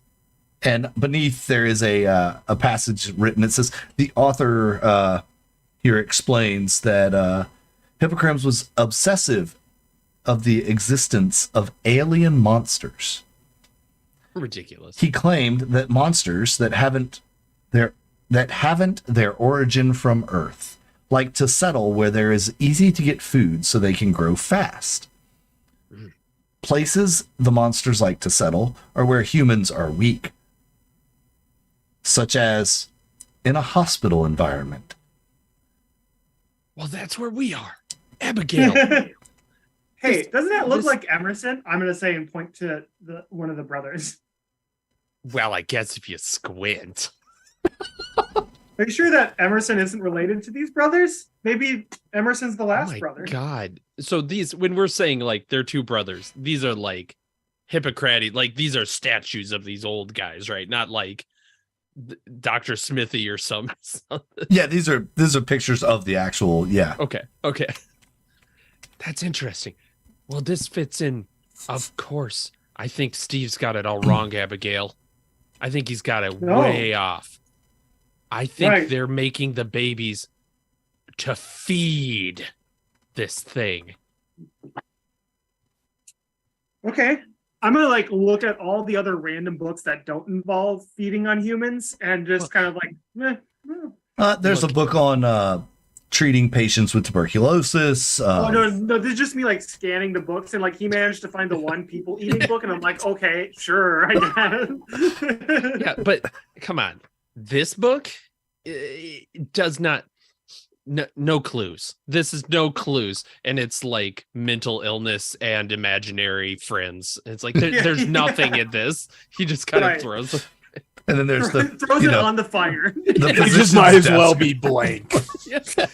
What is it? Imaginary friends. It means nothing. But this is clue. The PDR 1922. It's like that thick instead of like. I actually once had a copy of a PDR. Of course. Thing's massive. There's also in here a gramophone, which is like a hippogram, but it's a phone. I don't think that's even remotely correct. No, it's not. Look at that You bust. get 'em. If you You pop tell 'em, open its Nathan. face, it's a photograph. There's also a box next to it containing records, and it's the records full of Christmas carols. Okay. I'm not going to play any of those. Thank you. Very nice, GM, for describing all that stuff. The I will not Christmas interact tree. with that at all. Don't you understand? We could have one of those Shawshank things. Meanwhile, I think Steve Steverson is he's just been inching down. He is slinking down the hallway. I was Yes. waiting on you guys. So Steve Stevenson, as his hand reached out and tested the doorknob, and the doorknob turned, and he felt the click. And then like he like takes the pen, holds it next to the knob, and then just so you hear it unlatch, and then he opens the door. You open the door, and inside this room is a bathtub and a chamber pot and a small sink with a bucket for water next to it. Above the sink hangs a mirror. And there's also a cabinet. If you open it, it contains towels. That's a terrifying mirror. I will go ahead and go to the next door. This is clearly the bathroom. Yes. That's the bathroom. Terrifying. Terrifying. The next door That is explains the flushing I hear at night. that's the chamber pot out the window. The next room is actually locked. I want to go ahead and try to pick that. All right.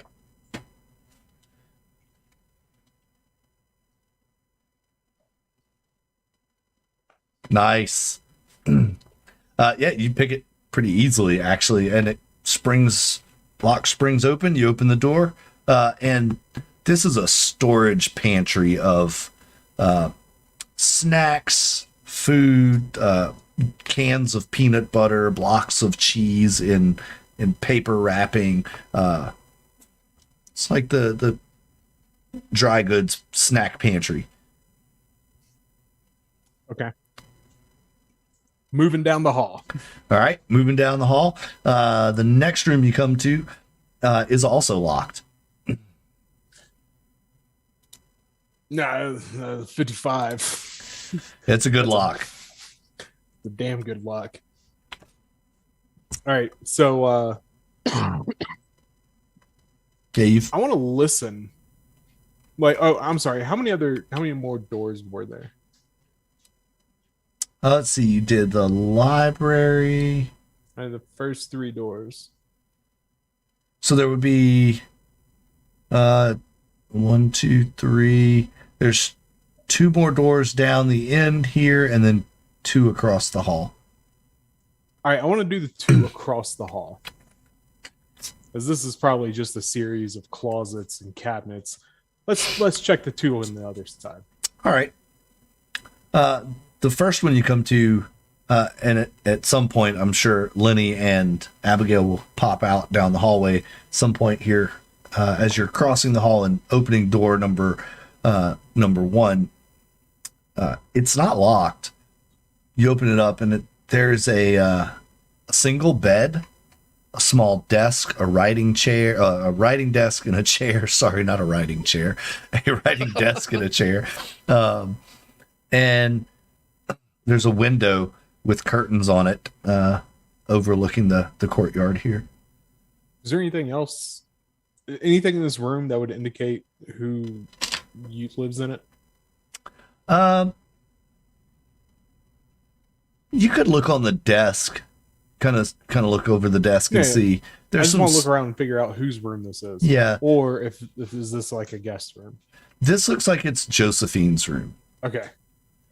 Is there anything? I want to search the room. I want to go through her effects because I'm looking for the evidence. Right. Yeah. Sure. All right. I don't See even know what what it is, but I rolled 96, so it doesn't fucking matter. You didn't find anything. You find notes and her personal journal book, Nothing but of it's use. locked and you can't open it. And yeah, nothing of use. All right. Well then. Oh, her personal journal is locked. Well, yeah. It's one of Oh, we're those gonna take that One of those because that's where little- she's gonna be talking about all these babies that she is birthing. right. She is having birthed. Yeah, there. All right, so we're taking that. And I will come out to show it to Yeah, you come out and they're out in the hallway Lennox, at that yeah. point. yeah. And I'm just like, Lennox, Steve. this is it. This is I her know. book. This is Yes. where she's gonna have all of the information. Steve, I also found a book, and it talks about monsters that they're birthing from other planets. Steve, I don't think the fathers are the patients. The ones that took Emerson, they didn't take Emerson to have him breed. They took him to, well, feed doesn't really work, but you get the rhyme I'm going for here.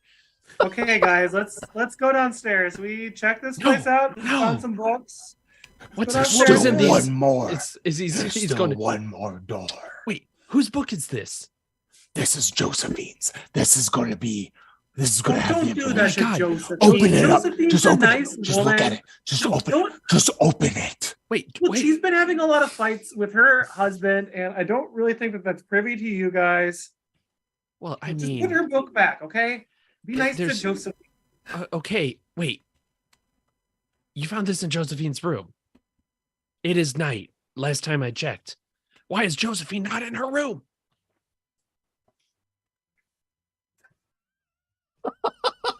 Aha! See that that is the keen detective work that I am providing here as he starts to I'm just gonna wrestle. like give up. with I'm just gonna this- like put up my hands. and he's just gonna like he's imagining it's one of these like little leather strap locks, so he's not even trying to pick it. He's just gonna because he's remarkably strong. Okay. Yeah. I like how because of the roll we got nothing. And then you, in your infinite wisdom as the GM, gave us a clue anyway. And then we're like, no, we're getting into this. You can't slide that past us. Listen, I can only play the character that I am. Mhm. Okay. All right. Wow, she brings up you a lot, Steve. Most women find me to be an 8 on at least an 8 on a scale out of 10. Yeah, it's kind of like that. Let me just skip to the wow, there's a lot of pages in here. Okay, let me skip to the end and see. Just look for the babies. Just follow the dead babies. I'm looking for any diagrams of babies. You run across the word Do you know babies how babies are made? or A a couple of diagram? times. There's babies. What does it say about babies? And as you read this, it's her kind of spilling out how she wishes she had time to have a family and have babies, but her late husband, whose name actually also is Steve, That explains why you said there's so much. Excellent. is Code. It's very confusing. Steve, I didn't realize you were married to her. You are deep undercover. That's my connection. Doesn't even know. I'm dead. All right. Steve, it turns out that I don't think if there's a conspiracy, she's not writing about it here. She just seems sad. This is a very aren't we sad all? book. It's a code. This You're is a trying very to hide sad it book from- you handed But me. don't worry. I I'm mean, gonna wrest the book from Linne's hand. I'm just gonna take it from him. snatched it And out of be his like, you hand. guys can't be trusted with this. Okay, Let's go But, back I mean- downstairs. Abigail, Leave there's literally Josephine tear alone, stains okay? on that page. Okay, no, you're right. You're right. Okay. I think there's a monster in the basement. I've said it. Okay, well, we can go check the basement next, as long as you put Josephine's book back. All right, I mean, let's start there. it's kind of broken. She's gonna know, but okay. I'm just like swiping it from your hand, and I'm gonna go put it back. You see it up. regardless. All right, you go put it back in Josephine's room. Yeah, I'm just gonna like put it. I don't know, underneath her pillow or something. I wasn't told where it goes, so I'm Yeah, you're just gonna shove it somewhere. Yeah, perfect. Yeah. And you're kind of leading these other two back to the stairs. When you get to the I'm top, like corralling them. I don't know about Yeah. leading. Corralling. like corralling, you get to the top of the stairs. Make me a listen check. No. Oh No. no. If you don't No. mind. I'm still all jazzed up on the on the crack. Nope. That's a fail for me, boss. None of you hear. Okay. I don't hear nothing. None of y'all hear anything. All right. I have the perfect cover. If I am found with these two hooligans, I was just leading them back, okay? I am blameless in this. As you get to the bottom of the stairs, you see her back is to you, matron, shutting Dr. Smithy's office door. Oh, that's ominous. And you can, make me a spot hidden on her. Might be a little difficult, but let's see.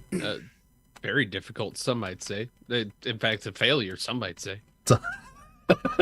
Not for all of us, just for Nice. you. Nice. Hidden. Yeah, this fail for me too. I had a regular success. I'll give it to you, Steve, because you have been down there. You notice that the tops of her white nursing shoes,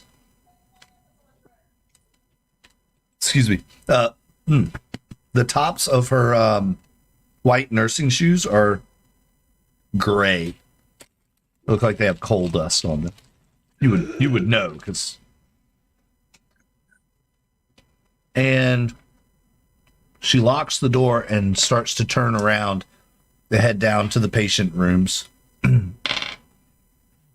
Her back is still to you. I'm just gonna let her pass. So I'm hoping gonna, to stay yeah, up. I'm just gonna freeze with like a crutch halfway down the stair, just like, ugh. Like a rabbit caught out in daylight. Yeah, you know? exactly. If I don't move, you won't But don't move. move. Vision is based on. So she's going down towards the patient rooms. But we now see where that door.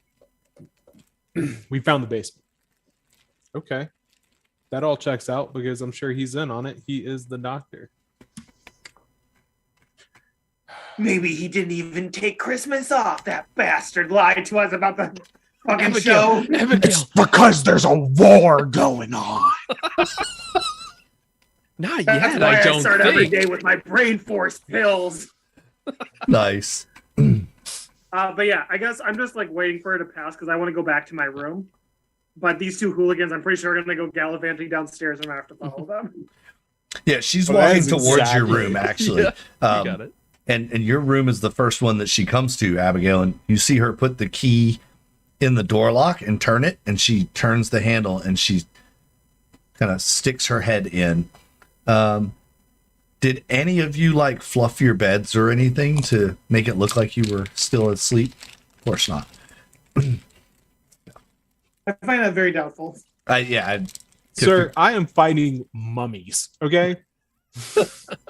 I don't have time to fluff my bed. Did you check the toilet paper in the bathroom?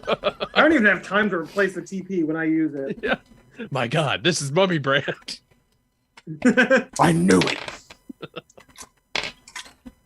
She pulls the candlestick out, shuts the door, and locks it back, and heads down to the other rooms, to Lenny and Steve's room. Repeats the same. At some But she point, doesn't like wig out. no, she has no reaction.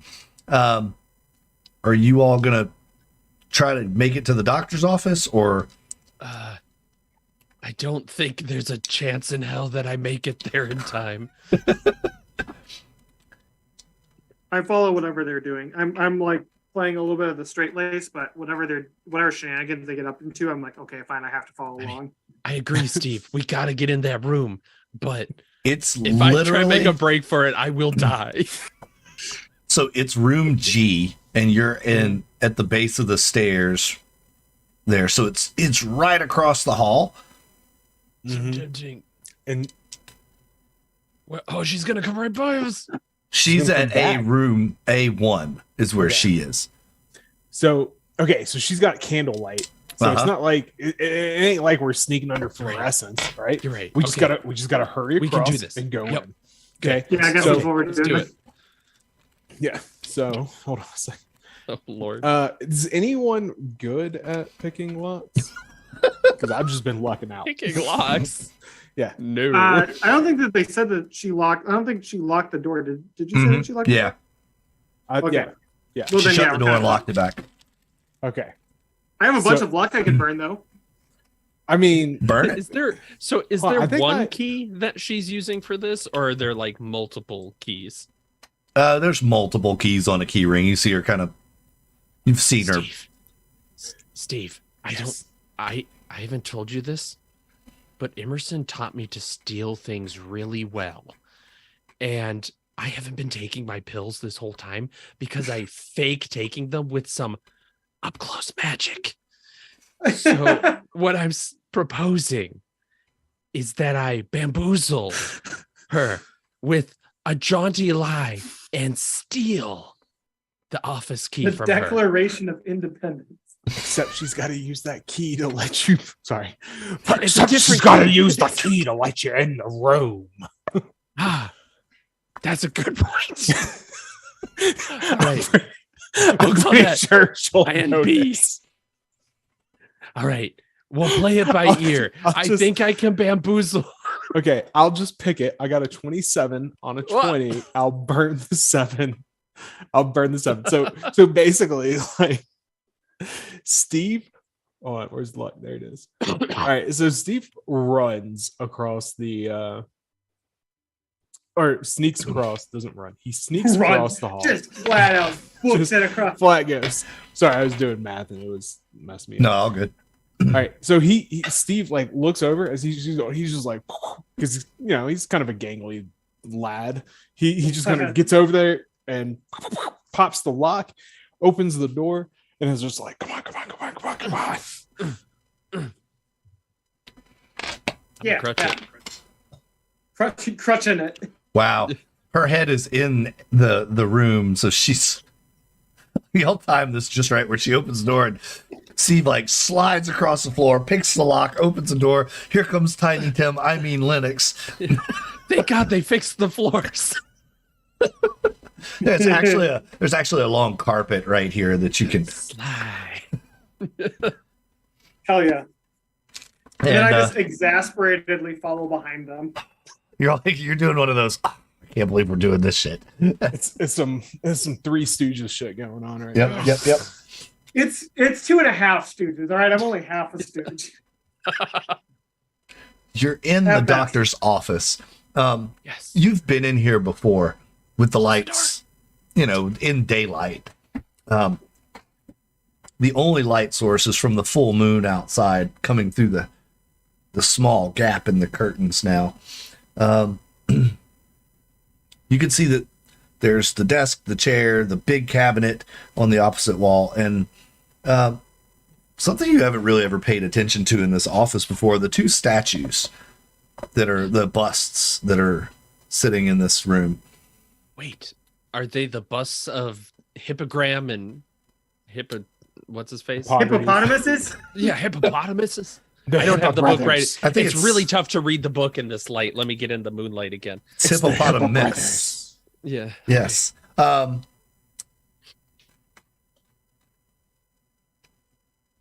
No, the two statues here. Damn. One is That was of my a leading woman. theory for everything. We're gonna crack this whole thing wide open. Damn it. Any minute now. One so is a many busts woman around and here. one is a man. They are made of some kind of stone, marble, you would assume, and they're about 6 feet apart.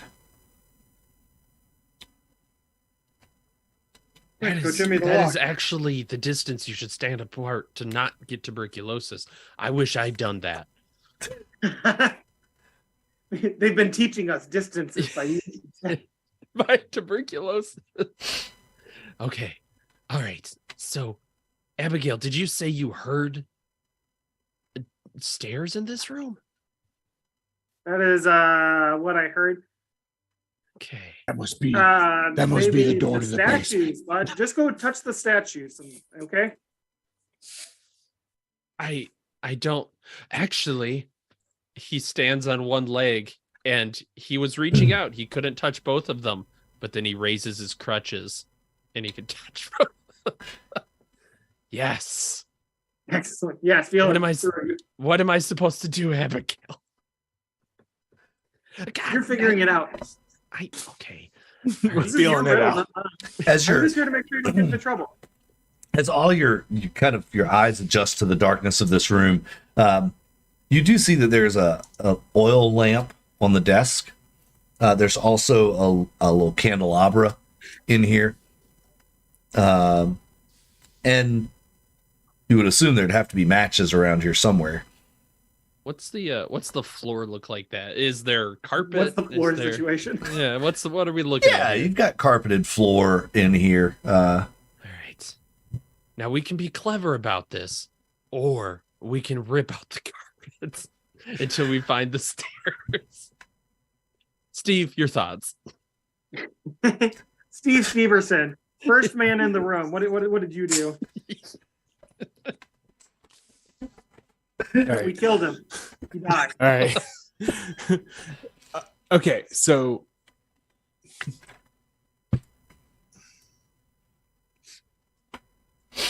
I say we just okay. First off, we all need to be on the same page. She didn't raise an alarm.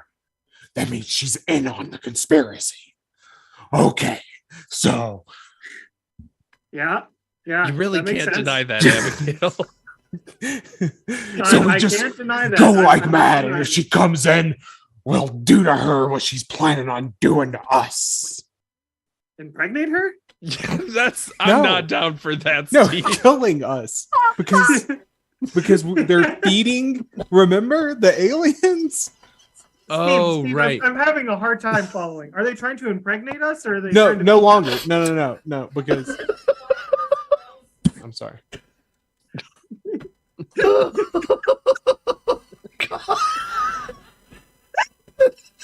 That's great. Your Alex Jones voice is going.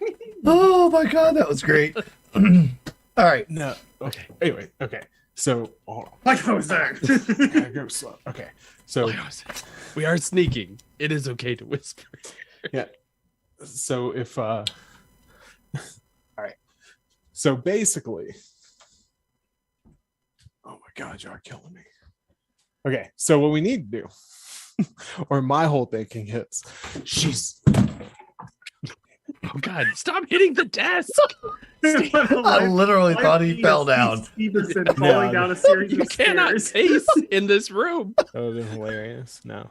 Oh fuck. All right. So yeah, whatever you I gotta deal with this. Whatever you want to do. I'm on board. It's gonna be All like right. I gotta go. We're just gonna start investigating stuff. I guess we're just turning over things. All right. Where do you I'm start? doing it non-invasively. You've got the desk, the cabinet, and the two statues. Where do you want to start? the desk. Just open up some doors here. Great idea. Yeah, you start. There are 4 drawers behind the desk in the comfortable chair that the doctor sits in, Ooh, I sit in the comfortable chair. That's very important to me. and the lab coat hangs on the back of the chair, of course. Sure. In I'm gonna steal some of his cigarettes. Yeah, I'm gonna put. of course, he on has cigarettes. We I'm in already disguise established that now. he spent some time Yeah, smoking and absolutely. No, that was Yeah. with the matron. Sorry. It's okay. I mean, again, it's the 20s. He has cigarettes. he has. Come on. Everybody smoked in the Yeah, 20s. everyone Yeah. got sick. If you, Yeah. yeah. So, yeah, in one of the drawers you find a key.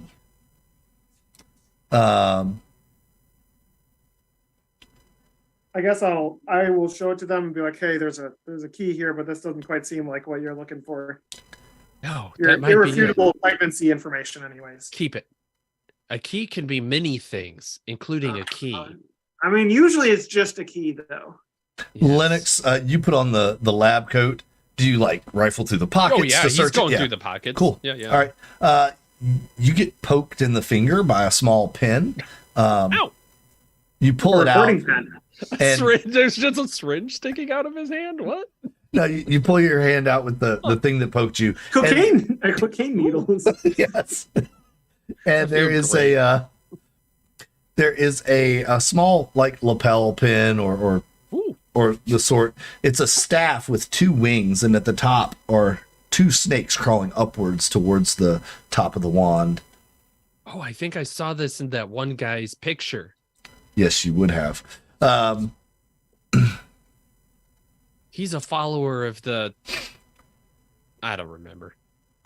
Hippocrates, Yeah. Hippopotamus. hippopotamus. Hippos.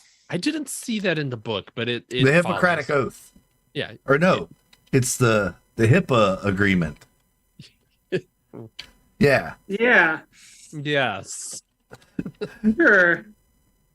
You got it. All right. So you found a key and a pin in the desk, in the thing. So you've got the cabinet and the statues. You move over to the cabinet or the statues? Cabinet. Cabinet All right, next. I'll go towards the statues. So we'll split. Yeah, All right. perfect. Cool. Abigail, you head over to the cabinet. There is glass doors on the cabinet, and as you get there, you can kind of see inside. There is a jar in which is a floating fetus in some kind of liquid. No! Okay, I'm on board of teen pregnancy now. I need you to make me a sand roll, please. I'm on teen pregnancy now. Holy shit, guys. Wait, what? Steve, you're a genius. Steve, he saw this coming. And I passed my sand roll because I saw this coming. Yes. Yeah, Oh, I I passed passed as it. well. 68 on a 70. There you made it. Damn, he's good. You do see that there's a lock, like a keyhole on the front of this glass doored cabinet. Yeah, Yeah, I'm gonna freak out a little bit quietly. Steve, holy shit, Steve, you might be right. Look, No, I'm right. Lenny, you hear them say, "You might be right." Do you go look and see the fetus in the jar as well? Yeah, I mean, he made the sand roll. Okay. I mean, this yeah. is how sand Yes, of rolls course. work. You know, one goes down, you all Yeah. go down. Yeah, right on. Abigail, why were you doubting? I have not in my entire time on this earth known Steve Steverson or Stevenson to be a man Wink. of exaggeration. Yeah. Also, you know, I'm going to go back to poking at these statues because I think I can get the head to turn. Cool. Cool. Do you have medicine or history? I think I have history. Yes, I have a little bit of history. All right, go ahead and roll that for me. As you're looking at the lady statue. Nope. Nope.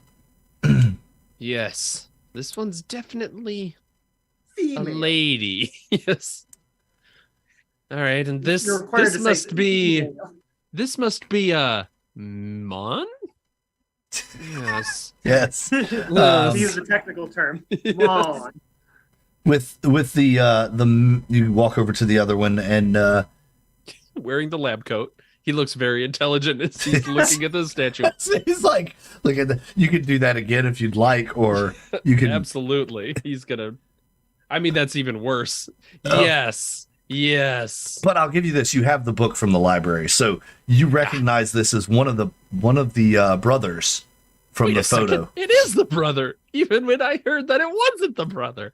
That was the God. first thing he asked if these statues were the brothers. But they're not the brothers. Son of a It's bitch. it's one.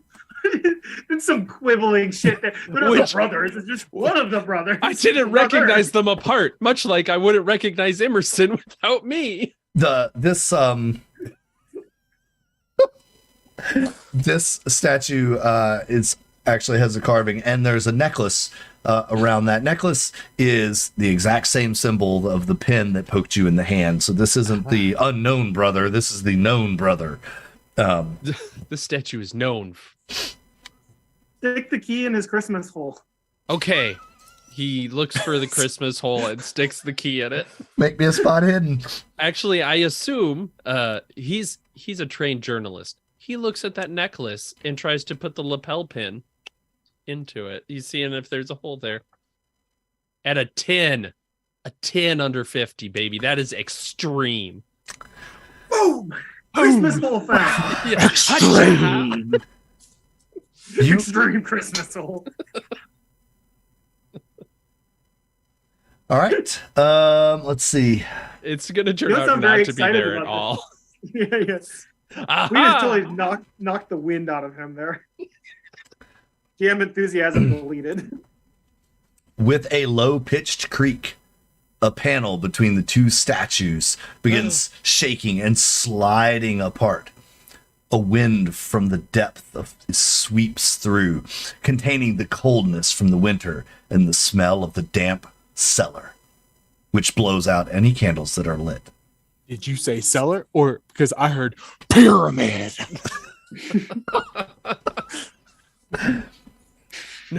Steve, Nope. I think that's You just said a cellar. staircase. Yeah, it's just a staircase. Steve, light your candle Steve, again. Steve has never had someone overhear his narration as he's There like, is "Fuck." Even Lennox is like, what are you talking about, bud? Emerson's got some questions about the claims you're making about the efficacy of these supplements. There is only a sense of dense darkness, and for a moment, it feels like the entire world has stopped. Go ahead and make me a sand roll if y'all don't mind. Filled with the noise of Steve. Oh, nice. I'm great. Thanks for asking. It's those extra pills you took.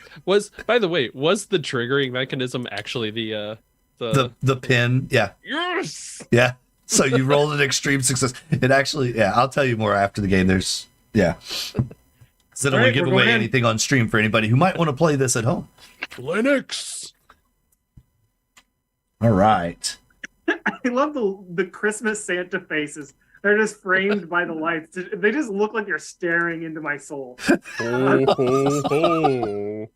Oh, someone's been naughty this year. It looks like you found my fetus, Abigail. Oh, Fetus boy. deleted. Yeah, we're going downstairs. Quite. Post haste. Those days. The complete darkness Not pre-haste, only post-haste. lasts for a moment. Then the light from the moon shining through the window illuminates a stone floor that stretches out further inwards. Would you say it goes from the windows to the wall? Yes. And how long would you say it does that? Oh, Till Christmas. till Christmas falls. All right. Yes, all right. yes. Both the walls and floor are made of stone and smell of the dampness, mold, quite strong. The room is One might empty say it's dank in here. except for a spiral stair in the upper left corner, leading down further into the darkness. Yeah, I think we're just taking these stairs pretty bravely down. If there's any nearby weapons, I do want to take it. Good idea. We didn't get the glass case with the fetus in it, correct? You Open? We didn't get that open? We did get the key from the. you got the key, desk. but you never opened it. You never. You like- could I guess try- I'll take the key and then try to open the case. I want the fetus because if they're like, "What are you doing down here?" I can be like, "What are you doing?" Yeah. So that's my plan. So yeah, you open the case. Delivery? Special delivery. You open the case, and there are lots of medical instruments in here, like a stethoscope. There's what else is in here? There's a whole list of things. One jar. Oh, look, a list. Yeah, there's a list. That's weird. The only thing here is a list of medical equipment. To buy. Y'all And quit you just giving- see at the quit very giving me a bottom, hard time, y'all. fetus was is like just 4 checked out pages like away. it's crossed off. I was like 4 pages away. Y'all made me scroll back up. Oh man, this is a really big Where list. is I it? guess I'll start with the hardest item: one fetus. One fetus. Yeah, those are easy to get. Yeah. Oh, look, he yeah. hasn't bought We've the got a bunch statue of the of brother those. yet. That's weird. Here we go. Cabinet. One fetus. Sharp, odd-looking medical instruments in metal. Some of them are stained with some dark spots. There are also 3 unlocked drawers, and the very bottom drawer inside this cabinet is locked. Okay. Look it. I guess I just want to take out the I just want to take the fetus with us. It's coming with us. Of course. Okay. Yeah. It's evidence. Not unlocking the bottom drawer. Okay. I locked the Oh, no, bottom we're drawer. doing that too. There's more clues. I'm just saying what I'm doing. Lennox Yeah. can do his own thing. I'm Oh, just taking absolutely. the fetus. Steve has been calling this whole thing. I mean, I found the. I mean, I don't want to brag. I found the thing. Steve, do you want one? Do you want to open that drawer? I do. There you get. Here's the key. Get it in. Cool. You unlock the door or drawer. In here, there are knives and scalpels. They're laid out in a very, very ordered set. You notice like that. one serial killer might do. Yeah, exactly. Like Everybody gets a knife, and I'm Yes. taking a scalpel in Yes. addition to the knife. you do notice So that the fetus jars in a football sort of stance, and I have the knife in the other. you notice that one of the scalpels is missing. Yeah, it's because that bitch is going to try and kill us. I told y'all. What did I tell you? No, What that's did I okay. tell you? I'll also Yeah. I'll take one and I'll put it in the lab coat pocket. Oh God, Steve. Pointy side up. Yeah. Ow. Ow. Ow. Ow. Ow. All right, I'll do that, and then I'll put another in the coat pocket too. They'll never expect the second scalpel. They always see the first one coming. Second one, surprise. Freebie. Where did you get all these scalpels? All right. So into the stone room and down the moldy stairs, right? Yes. Yes, Yes. All right. carry me, Abigail. The stairs are many, and the feeling is that it's 2 levels down in the house. The stairs end in a room in a vast corridor. The stone floor is slippery for Lenny's stick crutch ends. has an Whoa. Odd dark color. Did y'all bring a Wouldn't you light say that source this with you? Color is odd. I assume Oh. we grabbed the candelabra. I thought you did. I thought you had said you did. Cool. I we have can't some kind hold of it. light with this. We're not just going down into the darkness. That would be funny though. Just Nope, like no, going in. Nope, we didn't bring anything to see with. We go down. We're like, oh, nope, that's too dark. Too dark. Let's just I feel assume we're gonna around. figure it out when we get there. Yeah. Ouch! There's a lot of scalpels in here. What does that Ow. taste Son like? of a- What's that slippery stuff taste like? Oh, Blood. This is this is really a fleshy wall, huh? But yeah, we're going down with the candelabra. Yeah, We do have some okay. light there. Um, Cool. Y'all die. I need you to make me a spot hidden. Okay. No. I'm too Why? distracted as I slide around on this floor. Nope. No fail. Nope, Fail here. You're muted. Or you're chewing. Sorry. No. That's okay. Succeed. I had a 26. Nice. Cool.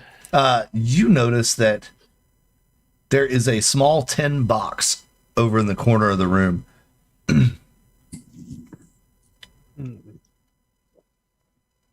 Does it look like it's locked? No, it just looks like a Does it look snuff like you box. can carry it?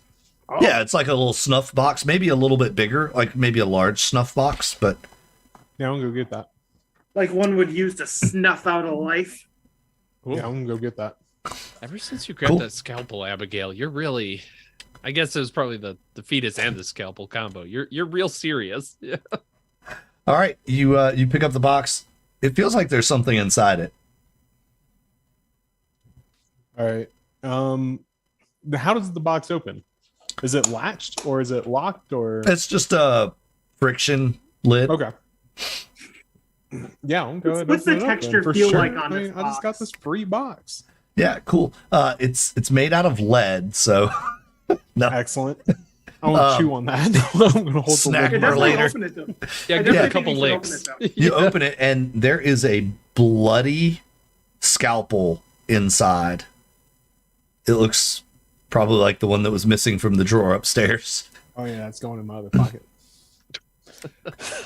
In the box or No. I'm taking the Okay. bloody scalpel. It's going in my other pocket.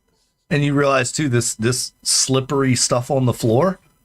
Yeah, that's blood. Oh, I just assumed everything has been blood the entire time. Because remember, I'm the one who called this. Yeah. I knew the entire time. All right, that brings you down there. The hallway continues forward and makes a left turn. If y'all want to go ahead and you can click on the map that I marked spoiler in the Discord for you. Okay. So we just left J. Correct. You just left J. You're going down the hallway. There's a hallway to the left and the hallway continues on forward. Guys, I don't want to. Which way does the blood go? Kind of everywhere. Oh my god, that's a lot of blood, guys. He's kind of looking as he's like estimating this of like, okay, when my friend Emerson got hit by the car, the blood took up about this much. That's a lot of Emersons, guys. You notice it's almost as cold in this little hallway area here as it would be outside. But there are torches lighting this hallway. There's torches? Yeah, every 10 feet or so. Like, yeah. Are you sure we're not playing 5e? I know, right? It feels like we are. Guys, look out for any pressure plates. Just reading what it says, guys. All right. What do we feel? Straightforward or left? The left is closer. I'm going to take a torch in one hand and a knife in the other. And we're going to go left. Hell yeah. I say you go left. No. Right. Okay. I'm just Never following left. them now because Never they apparently know that there's something happening here and I don't know anything anymore. As you head down, you pass that first left intersection. You can feel heat radiating out of that hallway a little bit from the left. You can hear kind of the sound of machinery running, hissing and yeah. Is it all machine noises or is there people noises out of there too? Just machine. Okay, so it's hissing like steam, not hissing like a snake. Hissing like steam, yes. Okay. Is this place heated by like a boiler? I don't know how this It's place 1920s. runs. I don't Of course it's understand. heated with boilers. Okay, so that's the boiler room. Wait, does that mean that's where the What if bodies that's are? how they're keeping the boiler going? I mean, maybe. I'm just gonna open the door. If we're like all debating. Yeah, we're right there. Yeah, I'm you just open the gonna- door, it's the we're right here. boiler I'm room. opening- A great heat wave just washes over you. It's a nice contrast, actually, to the cold in the corridor, warming you quickly. Just leave it open. We'll heat this whole corridor. It'll be toasty for sneaking. Across There's no the boiler sense of being room, uncomfortable. across the boiler room, you can see another door. Wait, Steve, is this where you came in? No, this is not the room you came in. That's odd. Maybe that other room's got the bodies then, because the coal room probably is next to the boiler room. One would presume. All right, I'm going in. He's tack. He's leaving like little blood imprints from his crutches every Yeah. little bit. Of course. So you're going into the boiler room more? Yes. Cool. Quickly. Recklessly, some might say. Yeah. You notice that it's Yeah, the I noise would in here is pretty loud, right? From the boiler. There are piles of coal in here, but there is no coal chute in this room. There's a wheelbarrow leaned up against the wall. He's gonna kind of tip it. Is it like a coal? Like, is it? Yeah, it's like a coal cart. Yeah. Huh. Steve, I think it is coal, but I'm gonna open this door because I bet that's where the bodies are. The door is locked. Damn. What? You have a key. We have a key. Use it. Okay. This key is much too small for this lock. Damn, this key. The size disparity is just insane. Who locks the coal room? Okay. All right. Well, Probably that's not a coal room if it's locked. I point out. But if they're hiding the bodies there that they're going to feed to hippograms, then I'm losing the plot a little bit, if I'm being honest. Let's go to the next room. Okay. The long hallway. Tack. Down to the long hallway. All right, back down the long hallway. And there's a door at the end of this hallway. A small set of stairs up leads to a door. Damn. I guess we're going upstairs. It's just like 3 or 4 steps. It's not like a lot of stairs. You go up. This door is not locked. You open it up. And Steve, you immediately recognize this room. This is the coal room that you came in from outside. Son of a bitch. Fucking caught it. I told you. Where are the bodies, Steve? Oh, by the way, with your cigarettes, there's going to be a hand pick.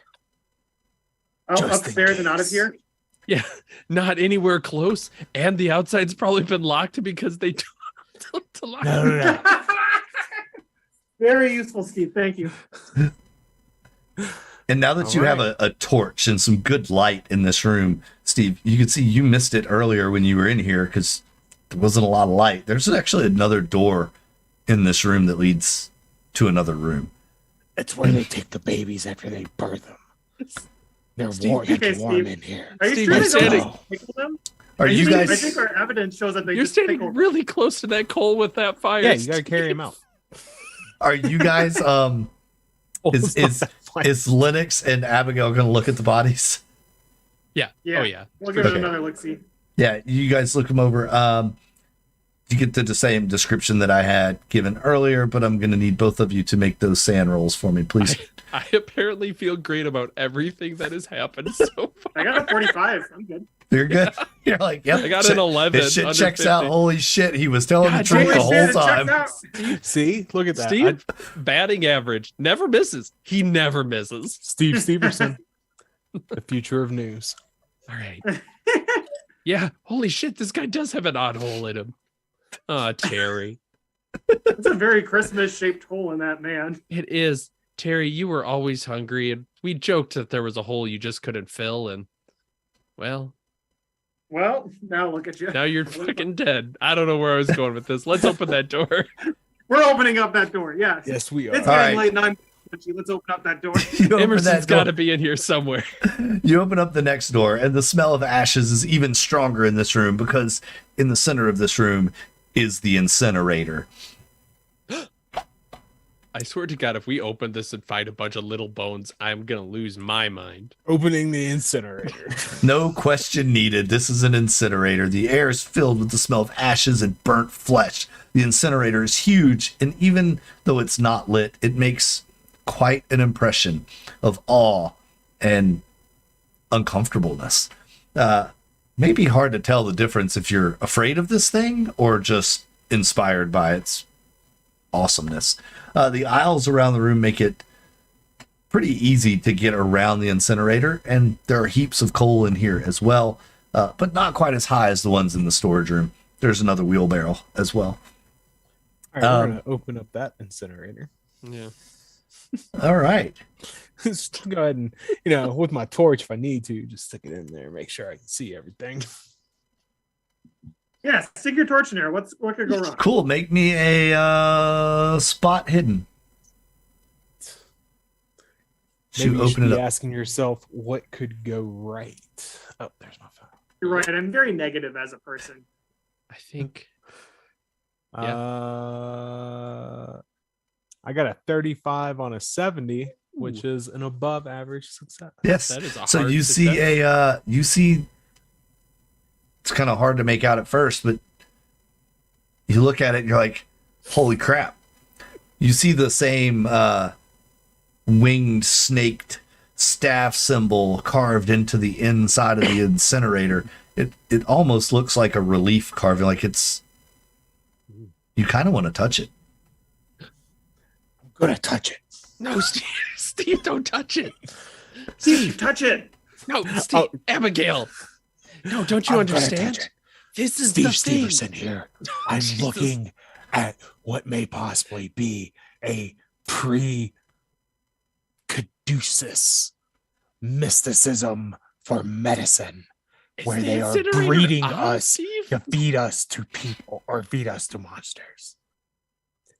Well, I am about to Steve, investigate the Steve, oldest did you know that known doctors of used to be these. called alienists? And so Steve, first of all, Steve doesn't have time for your nonsense history bullshit. So All right.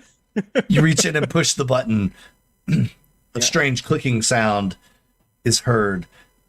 A lid of some sort opens. A stairway down is revealed in the middle of the incinerator room. God, Abigail, you were right. There is stairs below the basement. Why? I should just listen to everything you two say. What did Steve? You were telling me about some investment strategies. What is this about NFTs? I'm in, baby. You're gonna need to buy these mushroom pills. I sign me up. How many do I need? This other one that may or may not be meth. It's the 20s, baby. I'm in. You can hear a faint buzzing coming from the stairwell. We are going running down those stairs. There is no Yeah. regard. We have not faced any pushback so far. We've succeeded in everything. So as far as I regard, it is a flawless plan. I'm gonna crutch after. His face is stuck in the best pose. Halfway down the stairs, the light from above makes a shadow on the opposite wall and reveals a form, which is clearly not human. Oh no, Steve is like, Uh-oh. are we losing you? no, I'm here. I can still hear y'all. My camera Okay. is just acting janky. I know Okay. it was frozen in like the best. It pose. was. I It was saw. great. I It was saw. great. I was all. Yeah, I know. Yeah, Yeah. it was great. I thought you were I just saw. doing that for effect, and I was like, No, it froze on uh, my side too. he I hasn't was even like- blinked. So I was like, that was good. the shape of a shadow, a creature, is obviously not human. An epauloid body with a slim and fungoid shell with numerous antennae. As you get to the bottom of the stairs, you see the creature has small, bat-looking wings on its back. And behind them, a squishy pink, rounded form begins rising. The pink thing is burdening the creature, and even if its wings flutter vigorously at the bottom of the creature, it's dropping towards the ground more and more. The pink that's thing not- on the creature's good. back that's is not good. moving, making small moves. And at that moment, when you kind of all get to the bottom of the stair and you see it, the buzzing sound begins to get very loud. And a noise through the voice, through the noise, I can read, I promise. Through the noise, a voice can be heard. It seems to belong to an elderly woman. More food. Yes. I need to grow. You can make me a Oh, call she on gonna Mythos die. here if you want. No. Oh no, sand check. Just straight to I was Mythos. gonna Okay. Oh, you're gonna make a sand check too, but yeah. Well, my mythos. no, I didn't hear that. Nope. Oh yeah. Hey, you're gonna make a couple of them here, actually. Yeah, definitely making a sand check on this as well. Oh, already Mythos. So, is it unnatural? Is that what it's called? It's Cthulhu it's Mythos. Cthulhu Oh, it's Mythos. under Cthulhu Mythos. Okay. Yes. There we go. Yeah, it's 0. Yeah, it's 0. So we gain it with the whatever we lose on sand, right? we'll gain it after we Yeah. defeat this thing, which is definitely going to happen. All right, let's. Is it sand roll time? Is that the Yeah, next sand one? roll for Okay. this. Yeah. Oh no, that's no good. First of all, sanity's a crutch. That is just Nah, that's a keeping fail. you, that is keeping you from reaching your full potential. Much like my mushrooms will help you reach your full potential. I'm getting real mixed messages. He's losing his mind. Yeah, So so make- what do we lose? You lose 2d4 plus 1. Ooh, Oh, snaps. that's a lot of dice. Yeah. 1, 5, and plus 1. 6 sanity. Bonkers. Yeah. 7. I think knowledge roll. And I am just smart enough to understand what I'm seeing. Yeah. Do you have the table for what the mania is? Not. No, I don't have it pulled up. Actually, I can pull it up real quick. I didn't realize y'all were actually going to hit that. So. Yeah. I am just smart enough to hit that. Otherwise, I'm dumb as a brick, but. All good. Where are you? There we go.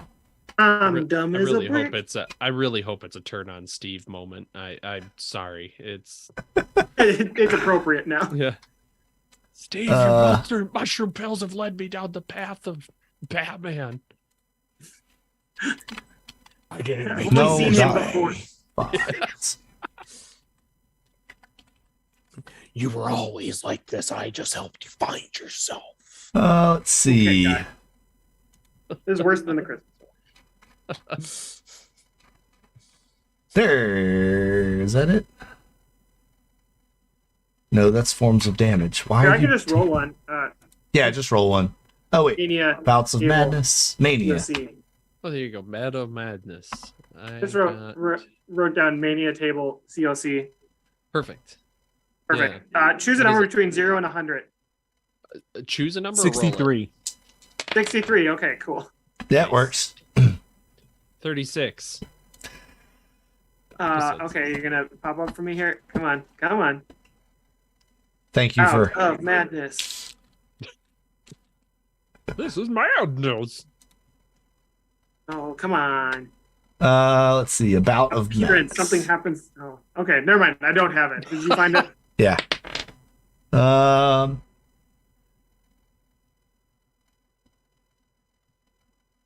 Significant person is what I rolled. Steve. Yes. No, what is Emerson? Emerson. No, it's got Emerson. Yeah. It's got Emerson. It's got Emerson.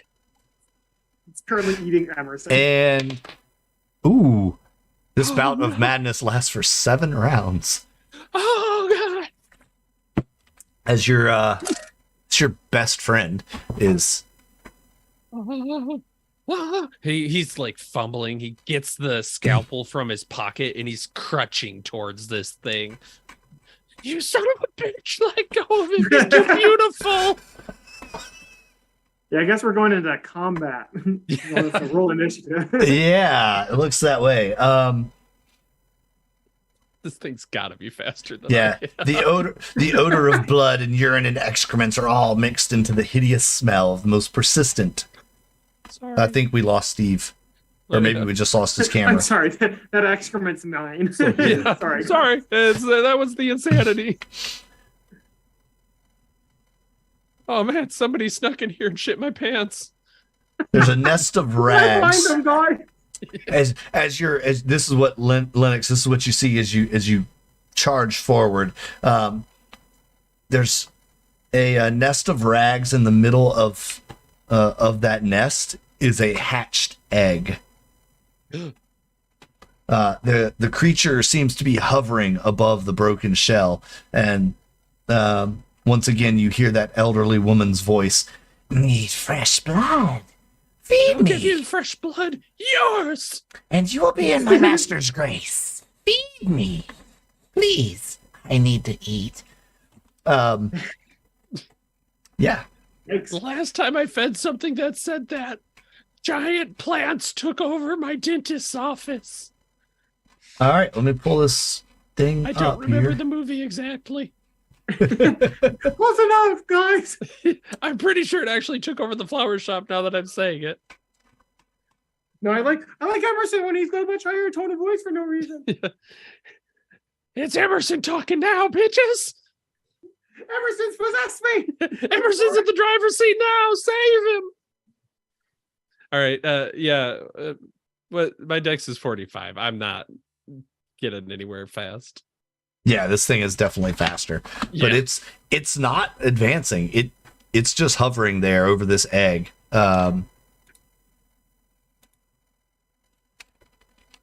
We could throw the fetus at it. I suppose mean, could. I'm just gonna go up and stab it when it's my turn, but I don't know what you guys are. If your turns I hope are you act probably before me. first. Do we just go by initiative order? Or what's the speed? It's Dex. Yeah, usually, Dex. Yeah. I'm at 45. So My dex is at 45, so I choose you go before me. all right. Is Steve with us? Is Steve in the room right now? If you can, if you're with us, make a sign. All right, I'm here now. All right. All right, You hang said a on. threat to start doing stuff without you. Go ahead. Things are not going well. What's your dex there, Steve? 45. Oh my god, we're all slow as shit. Hell yeah. All right. Sorry, I had to kind of move the camera boxes back into some sort of an order. All right. Is depending on others.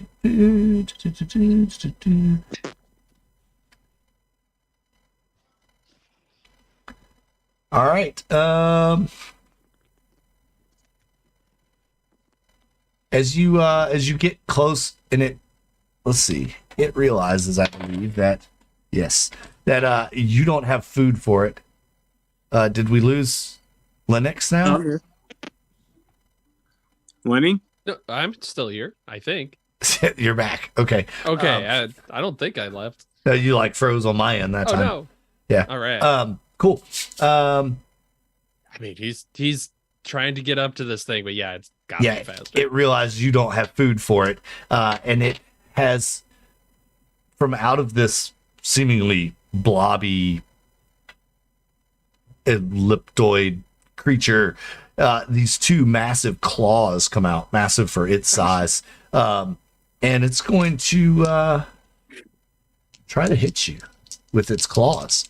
I choose to fight back. All right.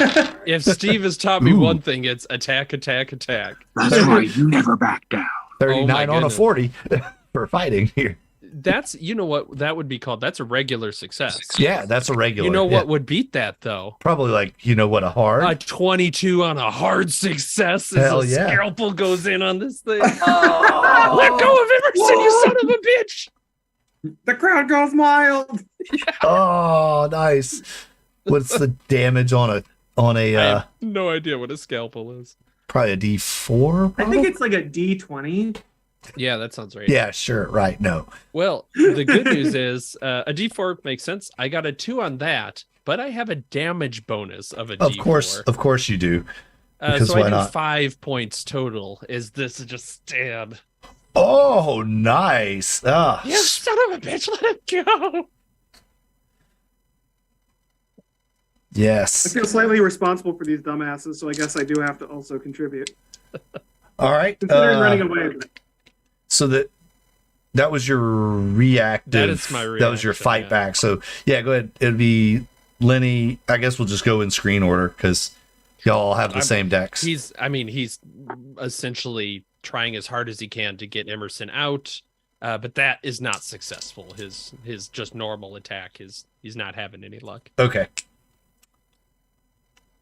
But you can only. Oh, I always get this confused. You do get to take another action even if you fought back. Yeah, it's not like Delta Green where you lose the. Yeah, you don't the look. thing. Yeah. Yeah. I always get it screwed.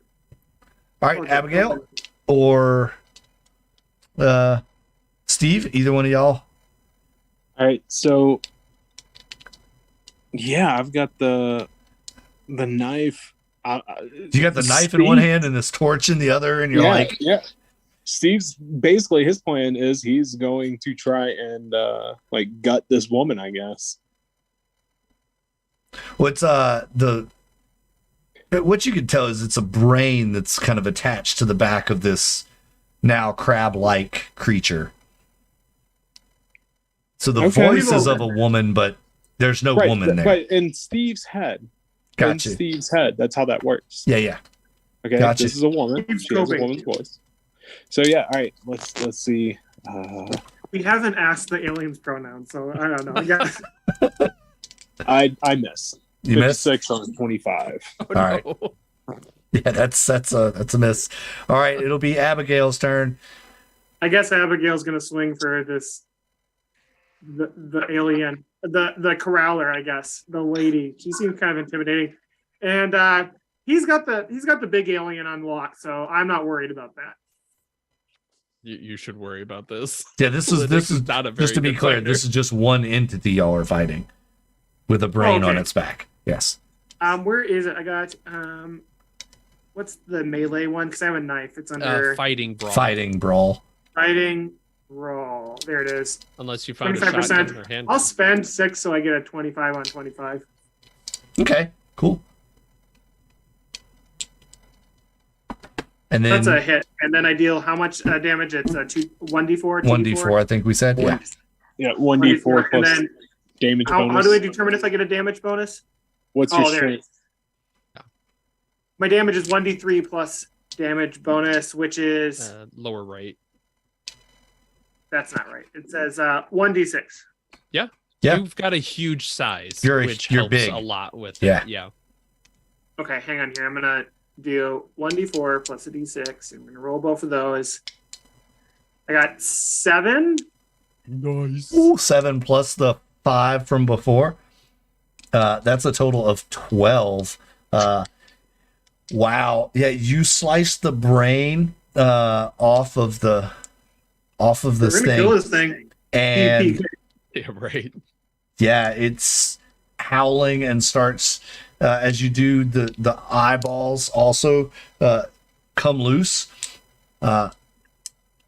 Steve, you Who hasn't had a Figure loose these- eyeball? Exactly like the other one. these eyeballs are like the eyeballs that are missing from the woman that you saw, right? Everybody, you see Yeah. this.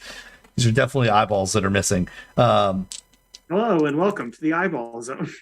And it's going to lash out at, I guess, probably Abigail's the closest one now, having just made the attack. Nope. Oh, You love to hear it. swing and a miss with its crab claw, Well, just misses at So you. I still get to pick to fight back, right? Yeah. Yeah, okay, I'm gonna try to fight back, I guess. We'll see Sure. what we get. It looks wounded. Ooh, I got a 9 on a 25. Is there levels of success when attacking? Yes. I think only extreme really matters. Is that right? Think so. I know you can Can I get use luck like to get an extreme? yeah, because then you do the dice plus the max dice. It's an impaling. Hmm. I Okay, believe. so I'll spend 4 luck to get an impaling. So I do 1d4 plus 1d6 plus 4. Oh, roll for damage twice on an impale. Yep. It may be Okay. immune to an impale though. Well, that's for the DM to decide. Yeah. It is still a brain. I got 7 plus 4, 11 damage. Yeah, this thing comes in at you with its crab claw, exposes its vulnerable soft spot, and you just go in and like eviscerate this thing and just tear it up. And So I gotta. Shake it like you in prison. yeah, you are covered in this alien goo. And about the time you see this thing drop lifeless to the ground, it hits you. You just killed this alien. Is this thing? Holy crap. What was this? Who was this? And you notice that there are pieces and parts of people attached to it. A heart, an arm, an eyeball. You know, these pieces that were missing from other Yeah. bodies. I think that like Abigail and like she's not coping very well. She has this thing like under this jar of the fetus underneath her, and all she can think about is that these things like deserve like a proper burial. So she's just gonna like start ripping off the parts she recognized and putting it in the jar with the fetus with the intention of burying it later. But it's just like kind of like weeping as she's doing this, like obviously not sure what she's doing, but she just like has a sense that they can't remain with this thing. That makes sense too, because you're doing that. Linux is just because it's got like an ovoid, like sack-like thing to it. Yeah. He's trying to rip it open like it's a Christmas sack and just be like, Pinata. Emerson, I know you're in there. And he's just digging out parts. Now You're in the Abigail. jar. This isn't Emerson yet. We'll Steve save begins his Emerson. Don't report. worry, okay? Maybe he's over here. Yo, what's Steve doing? Steve begins his report. This is Steve Steverson here on the scene at the whatever sanitarium this is. I can't remember anymore. It's St. Because of all the Albert's drugs. for the terminally ill. Yeah, you none of We're you doing had real good. Cthulhu. Okay. We're having a real normal one. Yeah, real normal one. You have killed this thing. It appears lifeless. And Yeah, we're just like eviscerating it. I think I'm just leaving. I don't know. That's my plan right now. Is I'm just leaving. I don't Just gonna care. leave? I Yeah, feel much better now. guys, I think we should just leave. I don't Yep. think we should be here anymore. This feels like a bad place. About 7 rounds in, covered in blood, he goes, "Oh, wait. I was confused. That wasn't Emerson at all. I'm sorry, guys. That egg on my face, huh?" there's something on your That was real face. embarrassing. Yeah, as he slaps it, there's just a streak of blood. Like Oh, goo, man. yeah, alien goo. Yeah. I think we got everyone, and I'm kind of like nervously tap the jar full of body parts. Let's get out of here. All right, let's save everyone. There's only they understaffed them. We can overrun them. It's totally fine. Let's get out of here. Yeah. Yeah. You guys head back upstairs, and in the Dr. Smithy's office, there's Dave, Josephine, and the matron Freeman looking very disapproving at the three of you. And what have the three of you been up to? You three are in very big trouble. I'm just gonna like try to bulldoze. I don't care. Like run. All right. Yeah, go ahead and try to run by Miss Pat Freeman. And she's gonna try and What do grab want me you to as you roll? do. I have a lot of luck, man. It's gonna be a dex, or I guess against, yeah. She's gonna try to grab you. 22 on a 45. Oh, yeah. So it's You get past her easily. I'm out of there. I'm just running. I assume that they're following. I forgot that he's uncrippled. He's a cripple, so I don't know. I just ran. Yep. What did the other two of you do? Steve. Yeah, so Steve is, I guess, going to try and barrel through, but he's not like trying to be dexterous about it. He's just trying to get through them, like you might if you were playing football. Oh, okay. So yeah, just gonna kind of barrel through them. Just, like I said, like football, just pure strength, like barrel them over, tackle them, throw them out. Yeah, go for it. Go ahead and tackle through them there. Poor Lennox. He's gonna take one for the team here. Oh no, I got this. you You're not gotta- even ready. You're not even Oh, ready. sneaky Don't little worry. man. I was fine Nope. the whole time. Throws down crunches. I'm not leaving you behind. Don't worry. But yeah, I passed a 59 on a 70. Oh, cool. Yeah. Who do you barrel through? Josephine, Dave, or Freeman? I guess Freeman. I want to barrel her over, and when I get past them, I'm going to turn around because I got the knife. I still have a torch in my hand, right? Mm-hmm. Oh yeah, no. I'm just going to start swinging the torch at them. Like, stay back. Kind of one of those. Yeah, and I got the We knife in the just other. killed your god. You can't face us. I know what you're doing, and your mummy is dead. No! They scream angrily. That screaming, the yelling, wakes up all the patients on the floor, obviously. There's a lot of ruckus going on. I'll try to usher people to leave as I'm running away with my jar of stuff. Oh God. Nice. So yeah, people are opening doors and looking out in the hallway, and you see that, you're waving them to come with you. Not with me, just out. Just out, just waving them on. Get out, get out. Yeah. Okay. All right, Lenny. Who's left in the room at this point? Matron Freeman is on her back, trying to get up. Dave and Josephine are in the room. Swinging a torch kind of at them when I barreled past her. And keep in mind, he's wearing this blood-drenched trench coat. His face is covered. He's like got little bits of giblets and fat just hanging all over him. Well, that's my Don't favorite make part me of the laugh. well, you did okay, but I'm afraid this hospital will not be passing the audit. You see, my dear Josephine matron, I was undercover the entire time. And he's kind of doing like the slow walk with his crutches as he's going towards the door. Yes, you see, the good Dr. Smithy had brought me in to see if you were serving the gods satisfactorily. And I have to say, I found your defenses rather poor. And he's trying to just continue this like fast talk as he's going out the door. All right, roll it. Yeah.